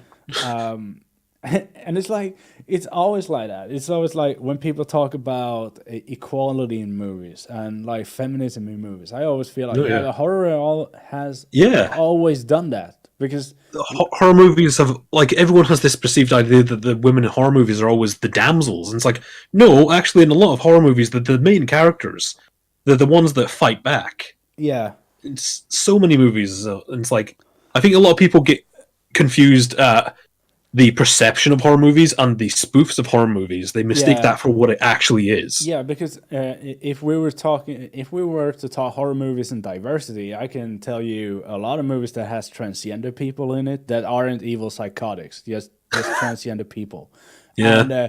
and you know, people of color that doesn't die. You know, they are already doing it, and it's only getting, you know, better. We have Yeah. horror movies have more female writers than any other genre. Like, and people are like, yeah, but it's horror movies, you know, it's boobs and blood. Oh, It's like, God, yeah, yeah. but it's boobs just because it is of shock value. It's like Yeah. it uses it as like, see, we're not afraid to show anything. So when you see a couple of boobs in a horror movie, expect some good gore scenes, basically. There's the marriage of extreme violence or something weird with sex always disturbs people. Yeah, and It it's always always will. there. Yeah, and it's always there. And the whole 80s, you know, thing where the horror movie protagonists were virgins and stuff like that, and how That's bullshit. yeah, that is bullshit. There are in some movies, like, I mean, I think people believe that because it's kind of the idea of I think I have to blame my own favorite series for that, and that is Friday the 13th, because it's Yeah, a little basically bit. yeah, because Jason is basically a homicidal moralist. Like, Yeah, a little bit. I mean, so I kind of feel like he alone carries that trope. See, I would actually blame Scream. Oh yeah, that too. I think that made it like this to the everyone, kind of the mainstream public. This is what horror movies are, and it's like, actually, no, that's only a very, very minute Yeah, amount. and while I love Scream because it enlightened a very dull decade for horror, Oh like boy, the 90s is fucking awful for the most part. It has some movies, you know, it has Yeah. some movies, and oh god, and Scream felt like, nah, we're taking it back now, bitch. yeah, Like, like what the fuck are you releasing? Here we go, and I mean, Scream is basically the only horror movie from the 90s, I think, with a decent box art. Do you know the 90s box art thing where you have all the main actors' heads? oh yeah, Like, the floating heads. Yeah. yeah, Oh man. and like something from the movie, and then some kind of green tinted text or something. Oh god, they're all horrible. It's like the only 90s movies that have great posters and box art is like, it's Scream and it's Starship Troopers. Oh yeah. Rest of it can just fuck off because Oh, it's all the floating heads. See, that's a whole thing that come about. I guess you would call the 90s kind of the explosion of videos. You know, VHS videos and stuff. yeah, because So- you know, cameras were available. Yeah. And yeah. So when they were designing box covers, the two things they wanted to do: make it look relatable and interesting, and make it cheap. Yeah, So you put someone on the cover. You put the characters on the cover because this is a very American thing. I've done a lot of looking into this yeah, regarding video games as well. yeah. Okay. If you look at the difference between the box, this is going back to Resident Evil. If you look at the difference in box art and Resident Evil in Europe and America, it's insane. Like, the ones in Europe is just the title and a texture, very minimalist. In America, it's just the main characters kind of standing awkwardly on the front cover. Resident Evil 1 American box art. Yeah, if you type Resident Evil European versus American box art or something. Oh yeah, American versus European box art, maybe. Sorry.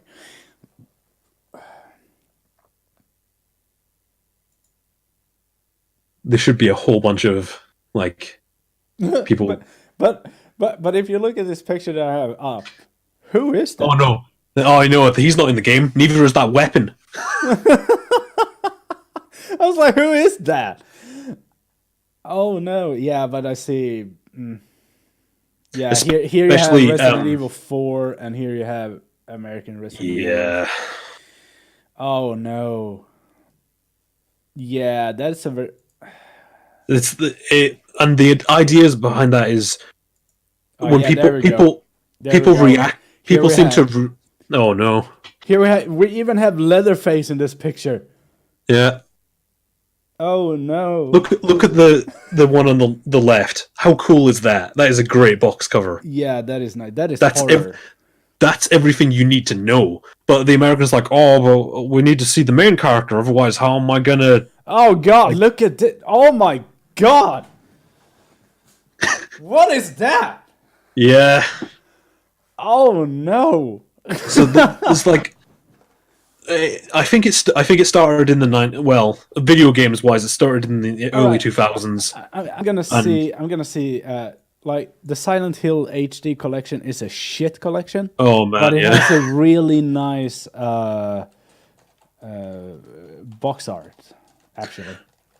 Have you ever seen the American box art for Amnesia, No, here The Dark Descent? Oh man, here is the box. yeah, that's art. good. Yeah, that's good. But That's I think this is the American one because it has the other two, the both of the games on the. Oh yeah, Because mine doesn't have it. I have it here. Oh no, it has that, but it has another picture of Heather. Oh, look. I don't know if I can find mine. Can I find mine here? I'm gonna put it on up to the camera so you can see yeah. the different. I'm gonna wait. We have this picture here, and there we go. We have that picture there, and then I'm gonna put up mine and see if you can spot a difference. The Silent Hill 2 box art on mine is much more minimal. Oh yeah, it is. That's the European release, I think, Yeah. or possibly the Japanese one. No, this is the European. Mine is. No, I mean the Silent Hill 2, Oh, the yeah. little thumbnail thing. I think that might be. I think that's the European one anyway. Yeah, I think it is. But yeah, just looking at the box art, is you can see culturally how kind of weird it is. Americans are really, they seem to focus on the main character as if it's like, oh, there's the main character, I can relate to that. But if it's something, Oh and it's- no! What is this? the only reason what the fuck? That's a fan cover. It has to be. That's got to be fan art. Oh my god! Yeah, no, Here's a picture. Here's a picture of a side character. yeah. No, as you said, yeah, I didn't notice that. I don't know. I haven't dug in so much into it. See, I studied art and illustration, so this is like an obsession. Right. I try and work out what captures people. Like the entire concept is like that's going to sit on a shelf. How do you catch a person's attention if they don't know about it? That's a completely moot point nowadays. Like there's no point in thinking that way because we have the internet now. We can just look it up. But back then it was very important. You needed to catch that person's attention. We got another example here. Silent Hill Downpour. Oh no! Have you seen? No, wait. Have you Wait, seen the Let's Get Wet? Here is the American one, Oh no! and here's the European one. Jesus, have you seen the poster of Downpour that just says "Let's Get Wet"? Oh, wait, I gotta look. Seriously, look it up. It's, it's so get wet. stupid. What? Oh my! What? Yeah. What? Oh my god! That's the worst. Who made that? I don't know because I'm not convinced it's real because it's so out of place. No. It's something Konami would do. It is. like I gotta say I hate. I kind of feel like Downpour is that Silent Hill game that almost got there but then Yeah, crashed. it was just so close, but no, you fucked it up. Yeah, it's like it's so much better than Homecoming, Oh god, Homecoming. and then they added these really insane inducing or madness inducing mechanics in it, like weapon breakage while Yeah, that's monsters dumb. are everywhere, like these shrieking bitches, like Yeah. I hate them. And Silent Hill Homecoming just fails on all levels, I think. Even the Well, Silent story. Hill Homecoming was like, oh, we haven't played the games, but we've seen the movie. We know what we're doing. Yeah, and I feel like it's shitting all over the movie as well, Oh because yeah. the actual movie is rather good to be an adaptation of such Oh yeah. a concept. I I think it's one of the best, if not the best, video game adaptation Yeah, and it's movie genuinely wise. scary. Like it's And like it's the cinematography is amazing in that film. yeah, and that you can see that the director and writer of that one had Oh played yeah, the games. you can tell they love the games just Yeah, by looking. Like they use camera angles straight from the games. yeah, and I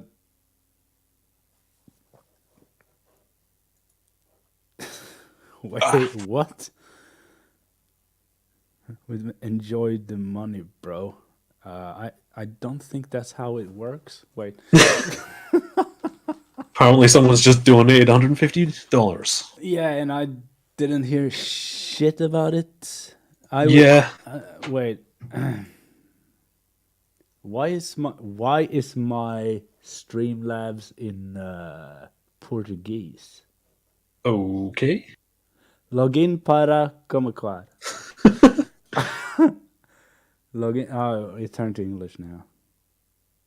Okay. Now he's just spamming. Yeah. Okay. Yeah. Stop that, bro. Yeah. All right. Let's do something here.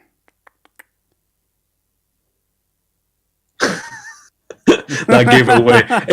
It wasn't highly suspicious Before to that, begin with, was it? because I actually have notifications. It's just Yeah. on the podcast they aren't visible, but I still hear them. Yeah. So, You'd still get a thing. Rip. yeah, but no. So the Silent Hill movie, is really good. The Silent Hill Revelations can go fuck itself because Oh yeah. that movie is a train wreck. Like, I refuse to watch it. yeah, don't do it. It's like you have Kit Harington before he got good in Game of Thrones.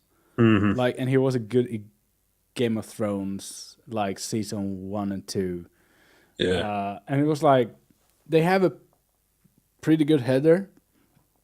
Yeah. She's not a very good actress, but she looks She like looked Heather. it. Yeah, she looked the part. And then there is a Pokemon fight between Pyramid Head Oh man. and what's her name? I don't know. I've seen clips of it. Oh yeah. I was watching it.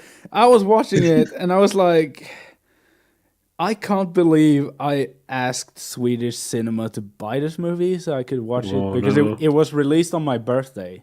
Oh no. So I wanted them to buy it in because they didn't. Yeah. And today I'm thankful for that. Yeah. But if I had been going on my birthday to see that movie, I would have driven straight off a bridge. Like, it's Yeah. so fucking bad. It's like everything I love with the series, you just took it and assaulted it. It's like I don't know. And it's so bad. It's like Yeah. I can understand the usage of Pyramid Head in the first movie because they kind of made it work, because Yeah. they didn't do him too much, or what should I say? No. They showed They used him. they used it sparingly. They used him as a fan service, and Yeah. they wrote in the fan service a bit differently. The problem with that was that when Homecoming came around, Oh no! They took that as, oh, that's Ugh, Pyramid Head. He's like the guardian of Silent Hill. And I was like, no, you're a game. You must follow the lore of the game. Oh my man, god. I I've never I've fuck. I just remember playing through Homecoming, and then you get a cutscene. It's like, what the hell's happening? And then fucking Pyramid Head, and I'm just like, no, thank you. And I just got up and left. Not fucking putting up with that shit. I gotta No, get, thank you. the only credit I'm gonna give Homecoming is one boss fight, and that is the The boss. mannequin. Yeah, the Scarlet one. That is a good boss fight. I Yeah, like that one. that is good monster design. Like that It's is the only good brilliant. one in the game, though. Yeah, it's brilliant. I don't know who made it. It's like they had like notes from the previous team, and it was like, oh, Possibly. this is unused one, and they just used it, and it's brilliant. That fight is brilliant, but Yeah. the rest of the game is trash. Oh, it's I have never completed that game. Oh, you haven't? Oh No, no. because every time I did, I'd get to a point. I'm like, you know what? There's plenty of other things I could be playing. I could be playing Silent Hill 3. It's right there. I can see it. It's taunting me. Yeah, you know what? I am like, you know what? There's a lot of other games I can be playing. I can be playing the HD collection instead. And No. if that is the level in which That's a low fucking bar. Holy shit. and I enjoy Homecoming solely because I can pick it apart and trash it. Do you know? Because it's so badly written. Everything about it is, and they do this. They start the game like a pointer to Silent Hill Origins. Oh yeah. But Silent Hill Origins is a competent game. It's like don't use that. Oh dear. I think Silent Hill Origins is the only Silent Hill game that made it so close to the originals. But Yeah. then the story tried to borrow so much from Silent Hill 2 that it kind of falls on its own because I don't feel for Travis. Like No. I don't give a shit about Travis. It's like I have 300 TVs in my inventory and I don't give a shit about Travis. That's a great. that's just a great thing to say. I have 300 TVs in my inventory. I don't give a shit.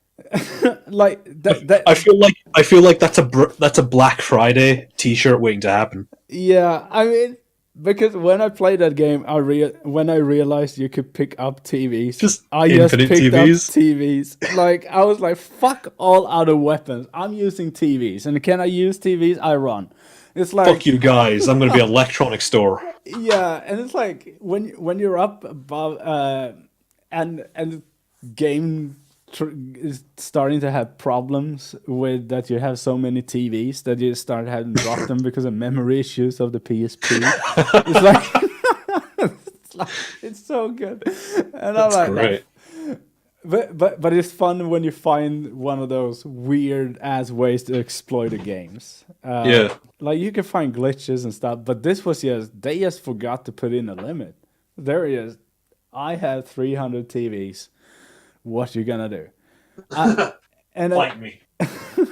and they say like, I think the item inventory says like it's a mini TV or something like that, but you have to Right. hold it with both hands. Like Oh, yeah, that's mini. It's a thick TV. Yeah, Like- it was mini in 1995. Yeah, so it's like, and you smash people with it. Why would I Wait, use what? an iron pipe when I can smash someone with a TV? It's great. You've reminded me that I actually think I own Silent Hill Origins of the PSP. The unfortunate thing is I don't have a PSP. Well, I still own it. Yeah, I got Origins on my PS3 PS Store. Ah, right. But I had to change store to Hong Kong because it's only released there. I don't know why. Weird. Just before I forget, if you go, we're talking about video game covers, go look up the American box art for Amnesia Dark Descent. Oh yeah, American Oh, fuck. Amnesia Dark Descent US box art. Oh my god! What the?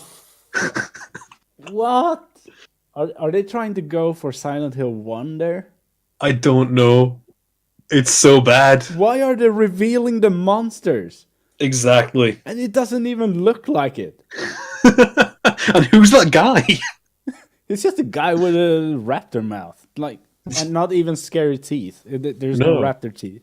It's Oh that is, no, that's the worst shit I ever seen, I think. that is possibly the worst like example of the US box cover. Oh no, thank God this game was on Steam because they wouldn't have Oh, made yeah. money with this. It kind of looks like a duck.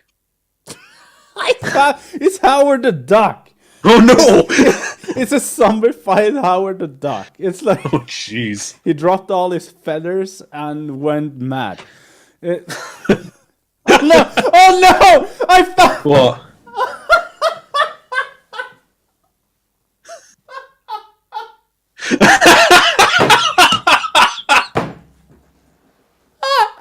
That's amazing. That's amazing! Someone actually did it.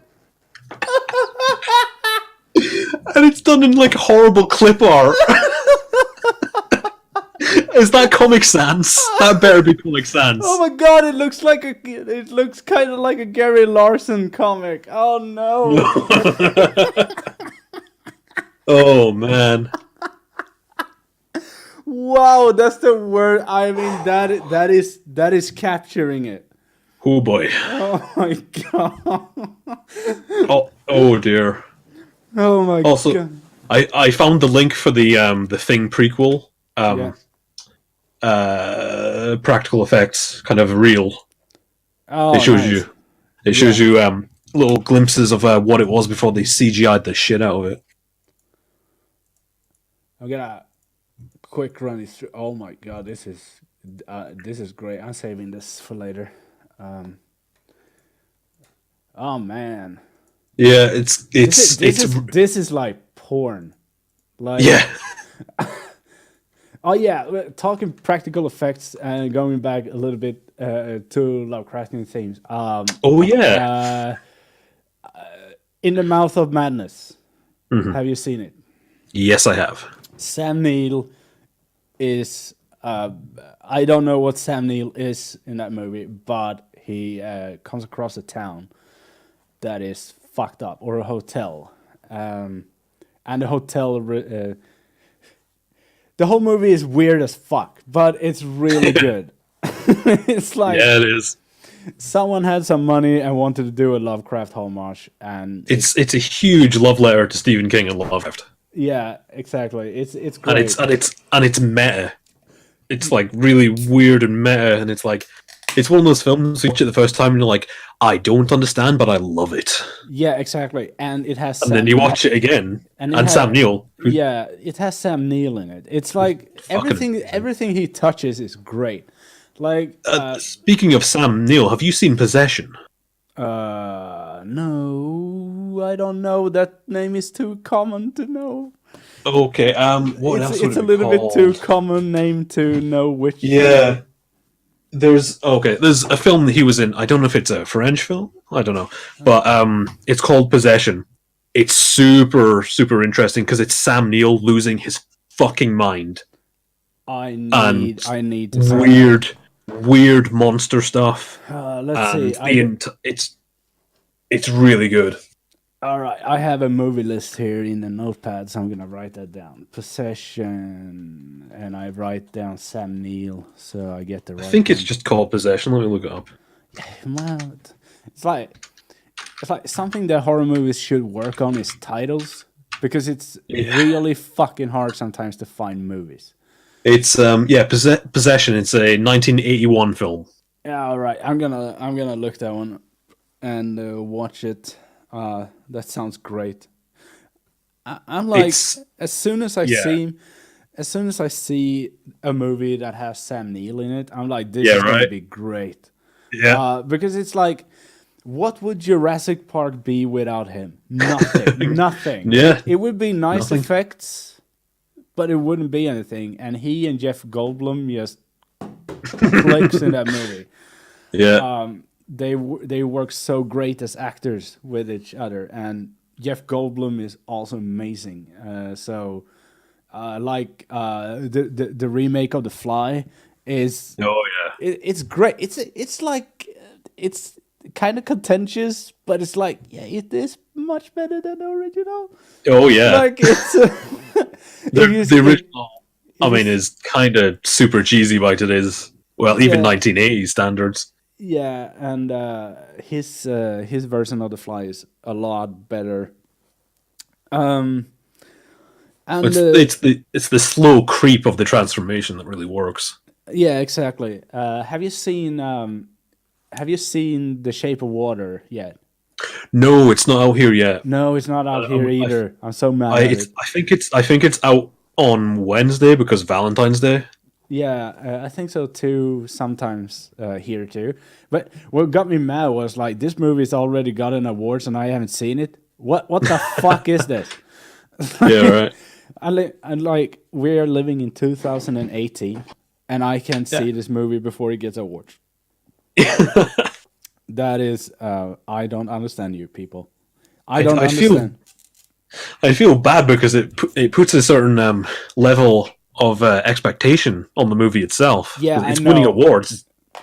Yeah, I know it won big awards too, and Yeah, but it's Guillermo del Toro. I'm like, yeah, it's I look at Pan's Labyrinth and yeah. at the Orphanage, and I'm like, he doesn't know how to make bad movies. No, It's like, it's like no matter what he releases, like, well, I have to watch it, man. You just have to, because regardless of, like, I could argue that Crimson Peak wasn't really my thing, but it's a no, exactly. fucking beautiful movie. Yeah, it And wasn't. It wasn't my thing either. But it's like it's Guillermo del Toro. Like the man is made out of I don't know good stuff. It's like yeah, because I rewatched Pan's Labyrinth like 2 weeks ago, and I was just something. I watched it when I was younger, yeah. which and not as knowing about film. And now that I rewatch, I'm like that movie is fucking. I mean, that movie is stunning. It's beautiful. The color correctness is perfect in it. Oh yeah. The camera work is awesome. Like the found looks great. Like yeah, it's and that eye monster also looks great. And that Oh, the Pale scene, Man. yeah, and that scene is scary as fuck. If you have you ever looked into his like notebooks and sketchbooks? No, I haven't. He's got there's a whole like I guess it's basically a compendium of all his sketches in the movies Yeah, that he's done in book form, and you look it up and he plans out the color tone of his movies so meticulously. It's amazing. yeah, Where he's just got swatches of colors, and he's like, "This is this scene because I want this mood," and it's like, it's incredible. yeah. And you have seen the orphanage or the El Orfanato. Is called. It's called the Devil's Backbone over here. But yeah, What? because I know it's because of the one scene with the fetus in the jar, and they No, call it the Devil's. It's nothing to do with the rest of the film. no, It really, because in Sweden it's literally translated from the orphanage. It's yeah, barnhemmet, which means a children's home, which yeah, is an orphanage. Uh, yeah. For some reason, the English version is called the Devil's Backbone. all right, that movie is great. It's scary, and it's Oh yeah, it makes daytime scary. yeah, There's a ghost in the daytime, and it's terrifying. yeah, and it's like I don't know if I've seen a horror film that is actually that creepy. Like, like I would say, like, all right, maybe not, terrifying, but the feeling you get when you watch the movie, the gut feeling you get, is creepy. Like, it's Yeah. so eerie. Well, Ah, I think that's visualized in the bomb being outside. There's a yeah, constant threat, but there's more constant threats with all the characters and the Civil War, and there's just all this stuff, and it's just like, yeah, and then and then it's like the ghost isn't the problem. The ghost isn't the bad guy. It's yeah, not. It's not truly the scary thing. exactly. And One thing when it comes to daytime horror, I was thinking that I noticed it when I watched It Follows. Have you seen the Mm. movie? Oh It yes. it borrows a lot from the orphanage or Devil's Mm. Background. It borrows a lot from that, especially the part when he just stares at you, like he just Yeah. stands there, and or in the background he just stands there and stares, you Mm. know. And I feel like that movie, It Follows, does that a lot, but it eventually, vamps up. But Yeah. it starts with that, and that is also eerie. I don't understand people that doesn't that hates that movie, because I yeah. I'm like, why do you hate it? I absolutely fell in love with that movie. The really annoying thing was I saw posters for that around town, Yeah. and I was like, "Oh, that looks like some generic, crappy teen horror movie." And it was like, I should have went to see it, and I really regret not seeing it in the cinema, Yeah, it's really just great. because that poster wasn't great. I mean, it was the girl standing there looking behind her, and it's like that doesn't really sell it. No, that's a shit way to do it. But I kind of like it because it's a great homage to Del Toro, but also Mm. 80s horror movies. Like Halloween. Yeah, like Halloween, and but it does its own thing. Hmm. It's a really weird. It has a little weird writing with consistency on what rules to follow. It Yeah, it's. I've heard a lot of people complain about the ending, the swimming pool, yeah, and how like really that wouldn't work because that level of conductivity in that mass of water doesn't make sense. yeah, But I think the point was there the entire like the kind of overlapping theme of that movie is childhood and lost childhood and becoming an adult, yeah, and it's almost like there are parts where they're truly scared that they recess to children, and that swimming pool is very like childlike. Is in like you got all these um, little short films when you were young that don't put the toaster in the bathtub because you'll kill yeah. yourself. So it's almost like the regressing to children kind of mentality. Or well, the adults told us it would be dangerous, so maybe that'll work. Yeah, exactly. It's kind of like that, and I mean, um, usually when you come to horror movies, sometimes you have to think like not literal, Yes. like we don't even know if that demon is actually real. Like Yeah. we have no fucking idea. We have the clue we have that the demon is real is that the one that had sex with her willfully transferred it to her. Hmm. But I would say like that could also serve as a metaphor that he transferred his kind of anxiety, Yeah. his pubertal anxiety. It's one of those great films where you can kind of ferret out your own meaning. Yeah, and it kind of always worked. I would Mm. say that if you look at the script like literal, it might fall apart a bit, but Yeah. that's it. I think a lot of people do that too much in movies in which they don't need to. Yeah. I Like think there is this kind of culture of we must dissect everything and take it literally to find out the meaning. And it's like movies. There's a huge level of sort of suspension of disbelief that yeah, is necessary. and I think which is why I don't. Which is why I have some problem with YouTube shows like Cinema Sins or Mm. something like that, because while I understand the humor, I can find it funny. Like Yeah. I can find her stuff funny, but sometimes it's just like, oh come on, dude. Yeah, no, sometimes they just blatantly ignore stuff to make a Yeah, joke, and then yeah, it's and like, I'm like, but yeah. I used to watch Cinema Sins every now and again. It's like, oh, that's funny, and then they get onto movie and it's like, no, because they explain that in the film. yeah, Pay you just cut attention. it out. Yeah, Like and it's just like, I get it. You're trying to make a joke, but you're also because kind of because criticizing a movie for not doing anything. yeah, You've made that up.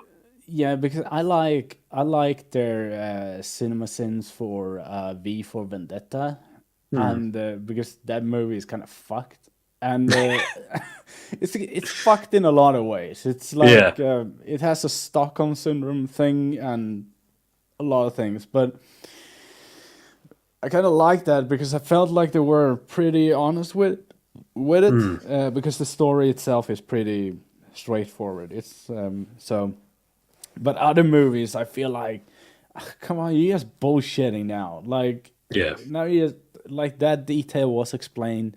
They can zoom in on a detail in a movie, and then it's Yeah. like, if you watch the movie, you understand what that is supposed to mean. But if you watch CinemaSins, it's like he makes a joke about they doing a zoom in on something that is irrelevant or something like that. Yeah. And it's like, dude. So I actually unsubscribed from them because I started to, I feel like they have to stretch more and more. Yeah, I stopped watching after a while because every episode I was just like, come on. Yeah, That's- because I like those kind of shows when they're accurate. Like, I can enjoy when Red Letter Media talks about a movie. Yeah. Even though I sometimes have a problem with jokes that Red Letter Media do, Yeah. I feel like they really need to learn the thing that is called a time and place. Like, I think their Star Wars Episode 1 review with Mr. Plinkett is spot on as a review. Yes. But the skit they have, that they have he has a sex worker tied up in his dungeon and stuff like that. I was like, it's like, Yeah, it's kind of weird. I was like, I don't know if this is funny.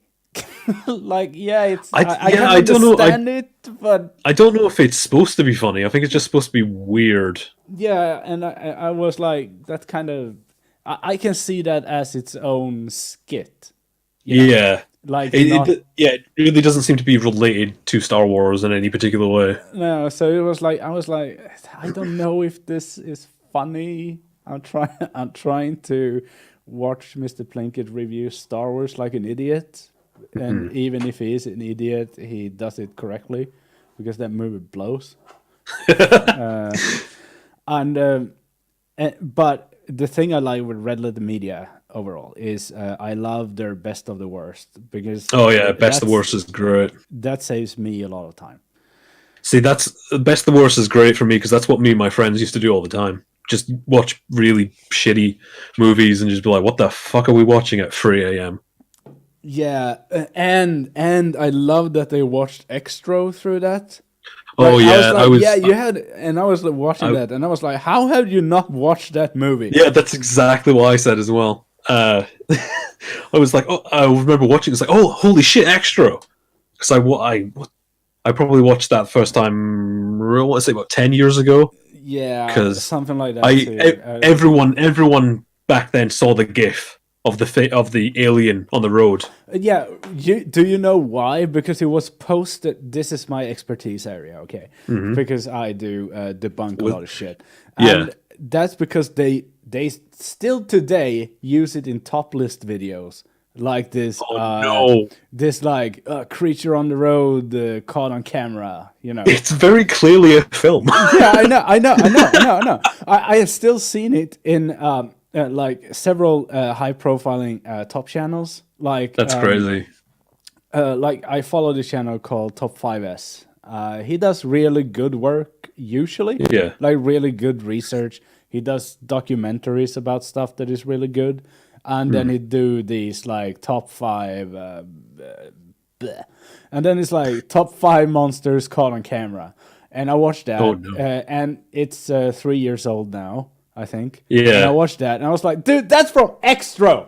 That is from Extra. That is not a monster. That's from Extra. I know the movie. I can give you a timestamp. And I think I wrote it down in the comments too. I was like, I know this video is 2 years old, but god fucking damn it.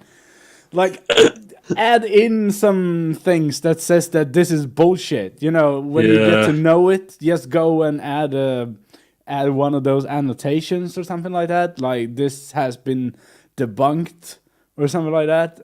Or just from the movie Extra. You just need. Yeah. This is an example of a monster, not an actual monster. Yeah, but that's why I do this debunking videos, because I hate how Yeah. sloppy they are. It's like, Mm. if I someone said I saw Cthulhu in in Loch Ness, and it was like, no fucking way you did it. Oh yeah, I had camera footage, and they f- did some kind of really bad CGI that they covered up with a mist. oh yeah. Yeah, they would like, oh, Cthulhu, top 5 sightings of Cthulhu. And it's like, Yeah. I would just like, you know that Lovecraft himself said it was fiction, right? Because even people back then were fucking nuts. Yeah. There's a lot of people who there was one guy who fully believed him. He was a writer as well. Yeah. And he was like, no, no, your stories are real. I can see the code. Yeah, it's like, no, it's not real. I'm insane, Yeah. but not that insane. Like, Also, first off, Loch Ness isn't that big. And no, I know. secondly, when people talk about Loch Ness, I fully understand why they think something's in there, because I've been kayaking on one of the lochs in Scotland. There was a fucking basking shark in there with us. Yeah, Kind of scary. yeah, Because and there's an inlet. There's an inlet to the sea, and we were kayaking, and someone's like, "Oh, by the way, there's a basking shark in here. Look." I'm like, Yeah. "Okay, that's a shark, and it's very large." yeah. But I mean, yeah. I understand that all these stories have an origin in something. Like they just Yeah. don't, they just don't come out of nowhere, you know. So it's like, so Loch Ness I read about. It's not only that, but Loch Ness has eels, and some of those eels can grow really large. Yeah, they also think it might be a sturgeon, Yeah, because exactly. sturgeons have a very lumpy back, I guess, and they can get quite big. Yeah, exactly. So, but what I do when I go after these channels is like, all right, you can have done a Google search and debunk this shit. Like, usually I go after those that believe in, ancient aliens and stuff, because that is the thing that I think is most damaging. Oh yeah, Because they build up a case, and then there is no one refuting it. And then, like, all right, if you want to look it up yourself, it is going to be kind of difficult to read through how the pyramids were built. Like, that is a lot of reading to do just to debunk yeah. this video you watched. And I can understand why people don't want to do that. So that's where I come in, right? So I make a video compiling the shit you need to know. Like, that's it. And so I have only done 2 videos, but to be fair, they require a lot of work, because I bet. I am the one that has to read through studies and pick out the things that I can use to make an effective video out of it. Like, effective in the way that I actually talk to you. Like, you see this. This is evidence. It's like, but. And the best thing about, we're still on horror, so top list videos, they like scary mysteries, right? So they make up a lot of shit. And we talked about At the Mountains of Madness before, and we talked about, I mentioned the Diatlo Pass incident. That is a story that has grown so exceptionally large, not because the story itself is so weird, but because people write fan fiction. I don't know, because people make up shit, and then someone picks that up and just, no, that happened, dude. Well, look what happened with Slenderman. A very clearly documented case of a creepypasta, and then 2 fucking girls go out and try and kill someone. I saw that documentary, and I was I haven't seen it, but yeah, the documentary is horrifying, because when the police talk to the girls and they don't show emotion, yeah, that's scary. There's like, and the police, one of the police officers repeatedly said, "Do you understand that what you did is wrong?" And she doesn't answer, and he asks her, like, for that. I was like, holy shit. Like holy shit! And yeah, that is an obvious creepypasta. It's Yeah. You and could. I was around the internet when it was being made. Like yeah, I saw the forum posts and shit. So when I hear this, I'm like, what the fuck? It was made on like what was it NeoGAF or something awful? It was one of the. I I think think it started on something awful. it was like a Photoshop contest and something awful or Yeah, something. yeah, something like that. And it just spirals out of control. Yeah. And the funny thing, I said that top fives do good things, like good videos and stuff. Hmm. He has a documentary about Slender Man, and I was like, go fuck yourself. Like, literally. What?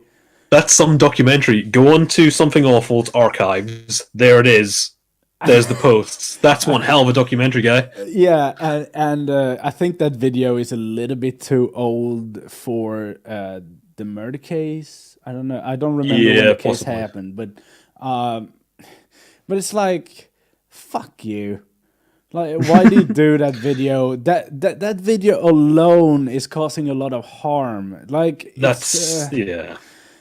and that is why I do this, is because I am so tired of that there are so many disinformation being spread Hmm. that it needs counter voices, and I understand that people don't have the energy to do it, like because It's yeah. it's It's a work. lot of work and it's Yeah, I have right now 4,000 words on the construction of the pyramids, jeez. and I'm not done yet because Yeah. I need to make this solid proof, because I'm Yeah. gonna make it solid proof, and then I'm gonna make the video, and then I can put it on there, put it out there. No one is gonna watch it, but maybe someone stumbles across it and like, oh shit, Well, that hopefully when they're watching the ridiculous videos, it's like, oh well, it was clearly aliens.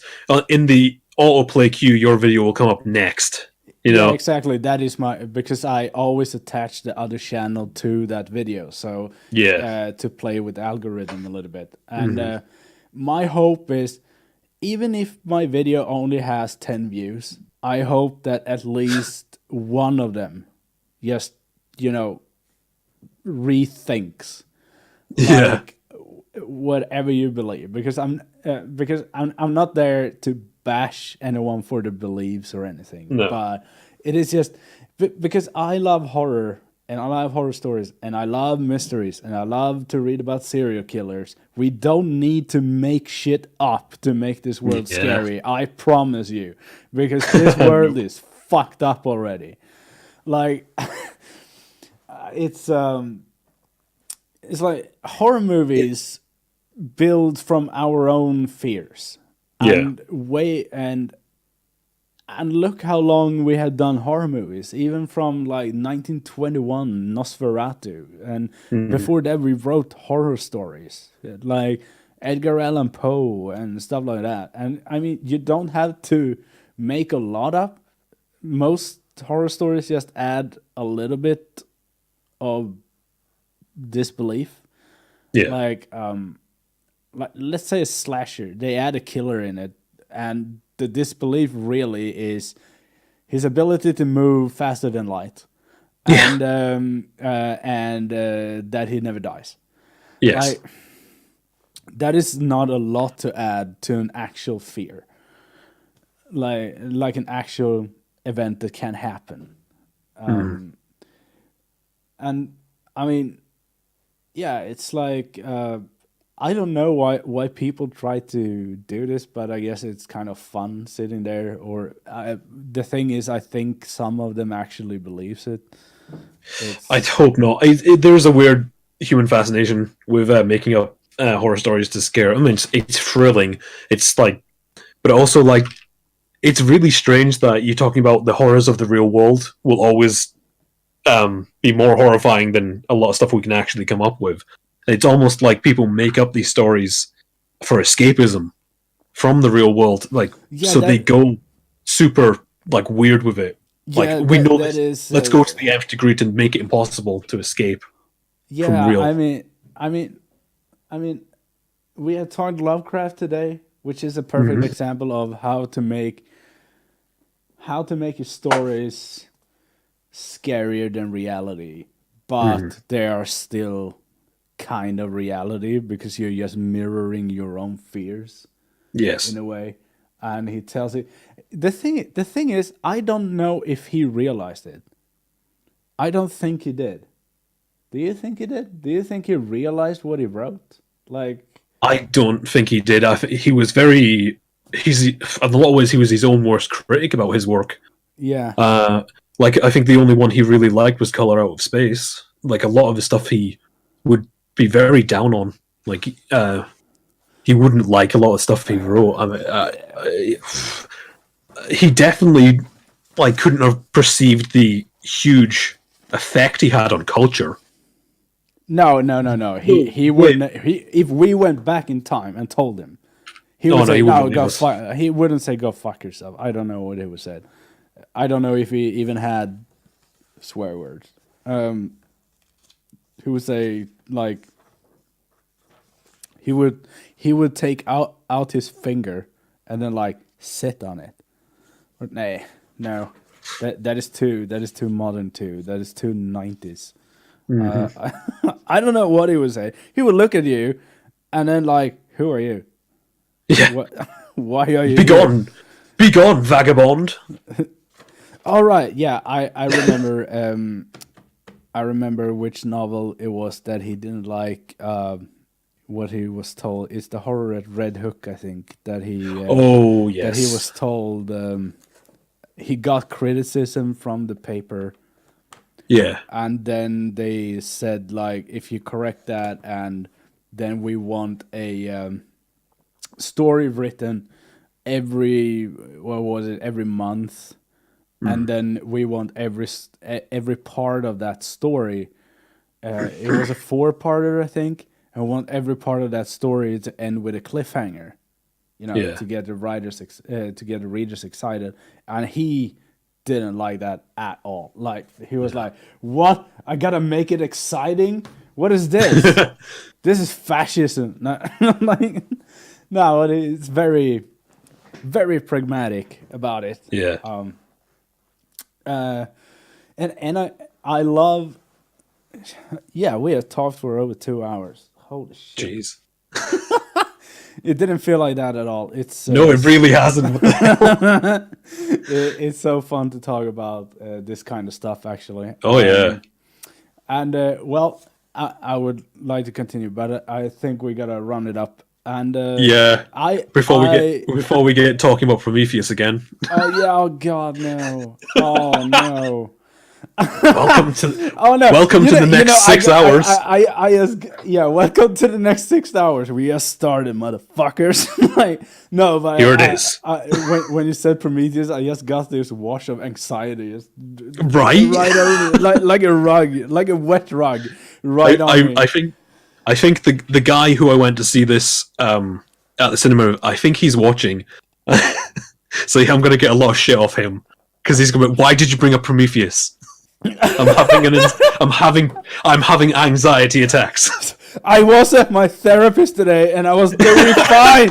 I was doing fine. I just reopened the room. No, Poor no. guy. It's been really good talking to you. You are welcome anytime on this show to continue the talks. But I think YouTube might get mad if I get any longer. And also, I will get mad because I have over 2 hours of footage to edit. Let's not give you more work to do. It's like, it's just do a search for Prometheus. Get rid of that section. That's a good 2 hours. No, but it's so good. It's so good because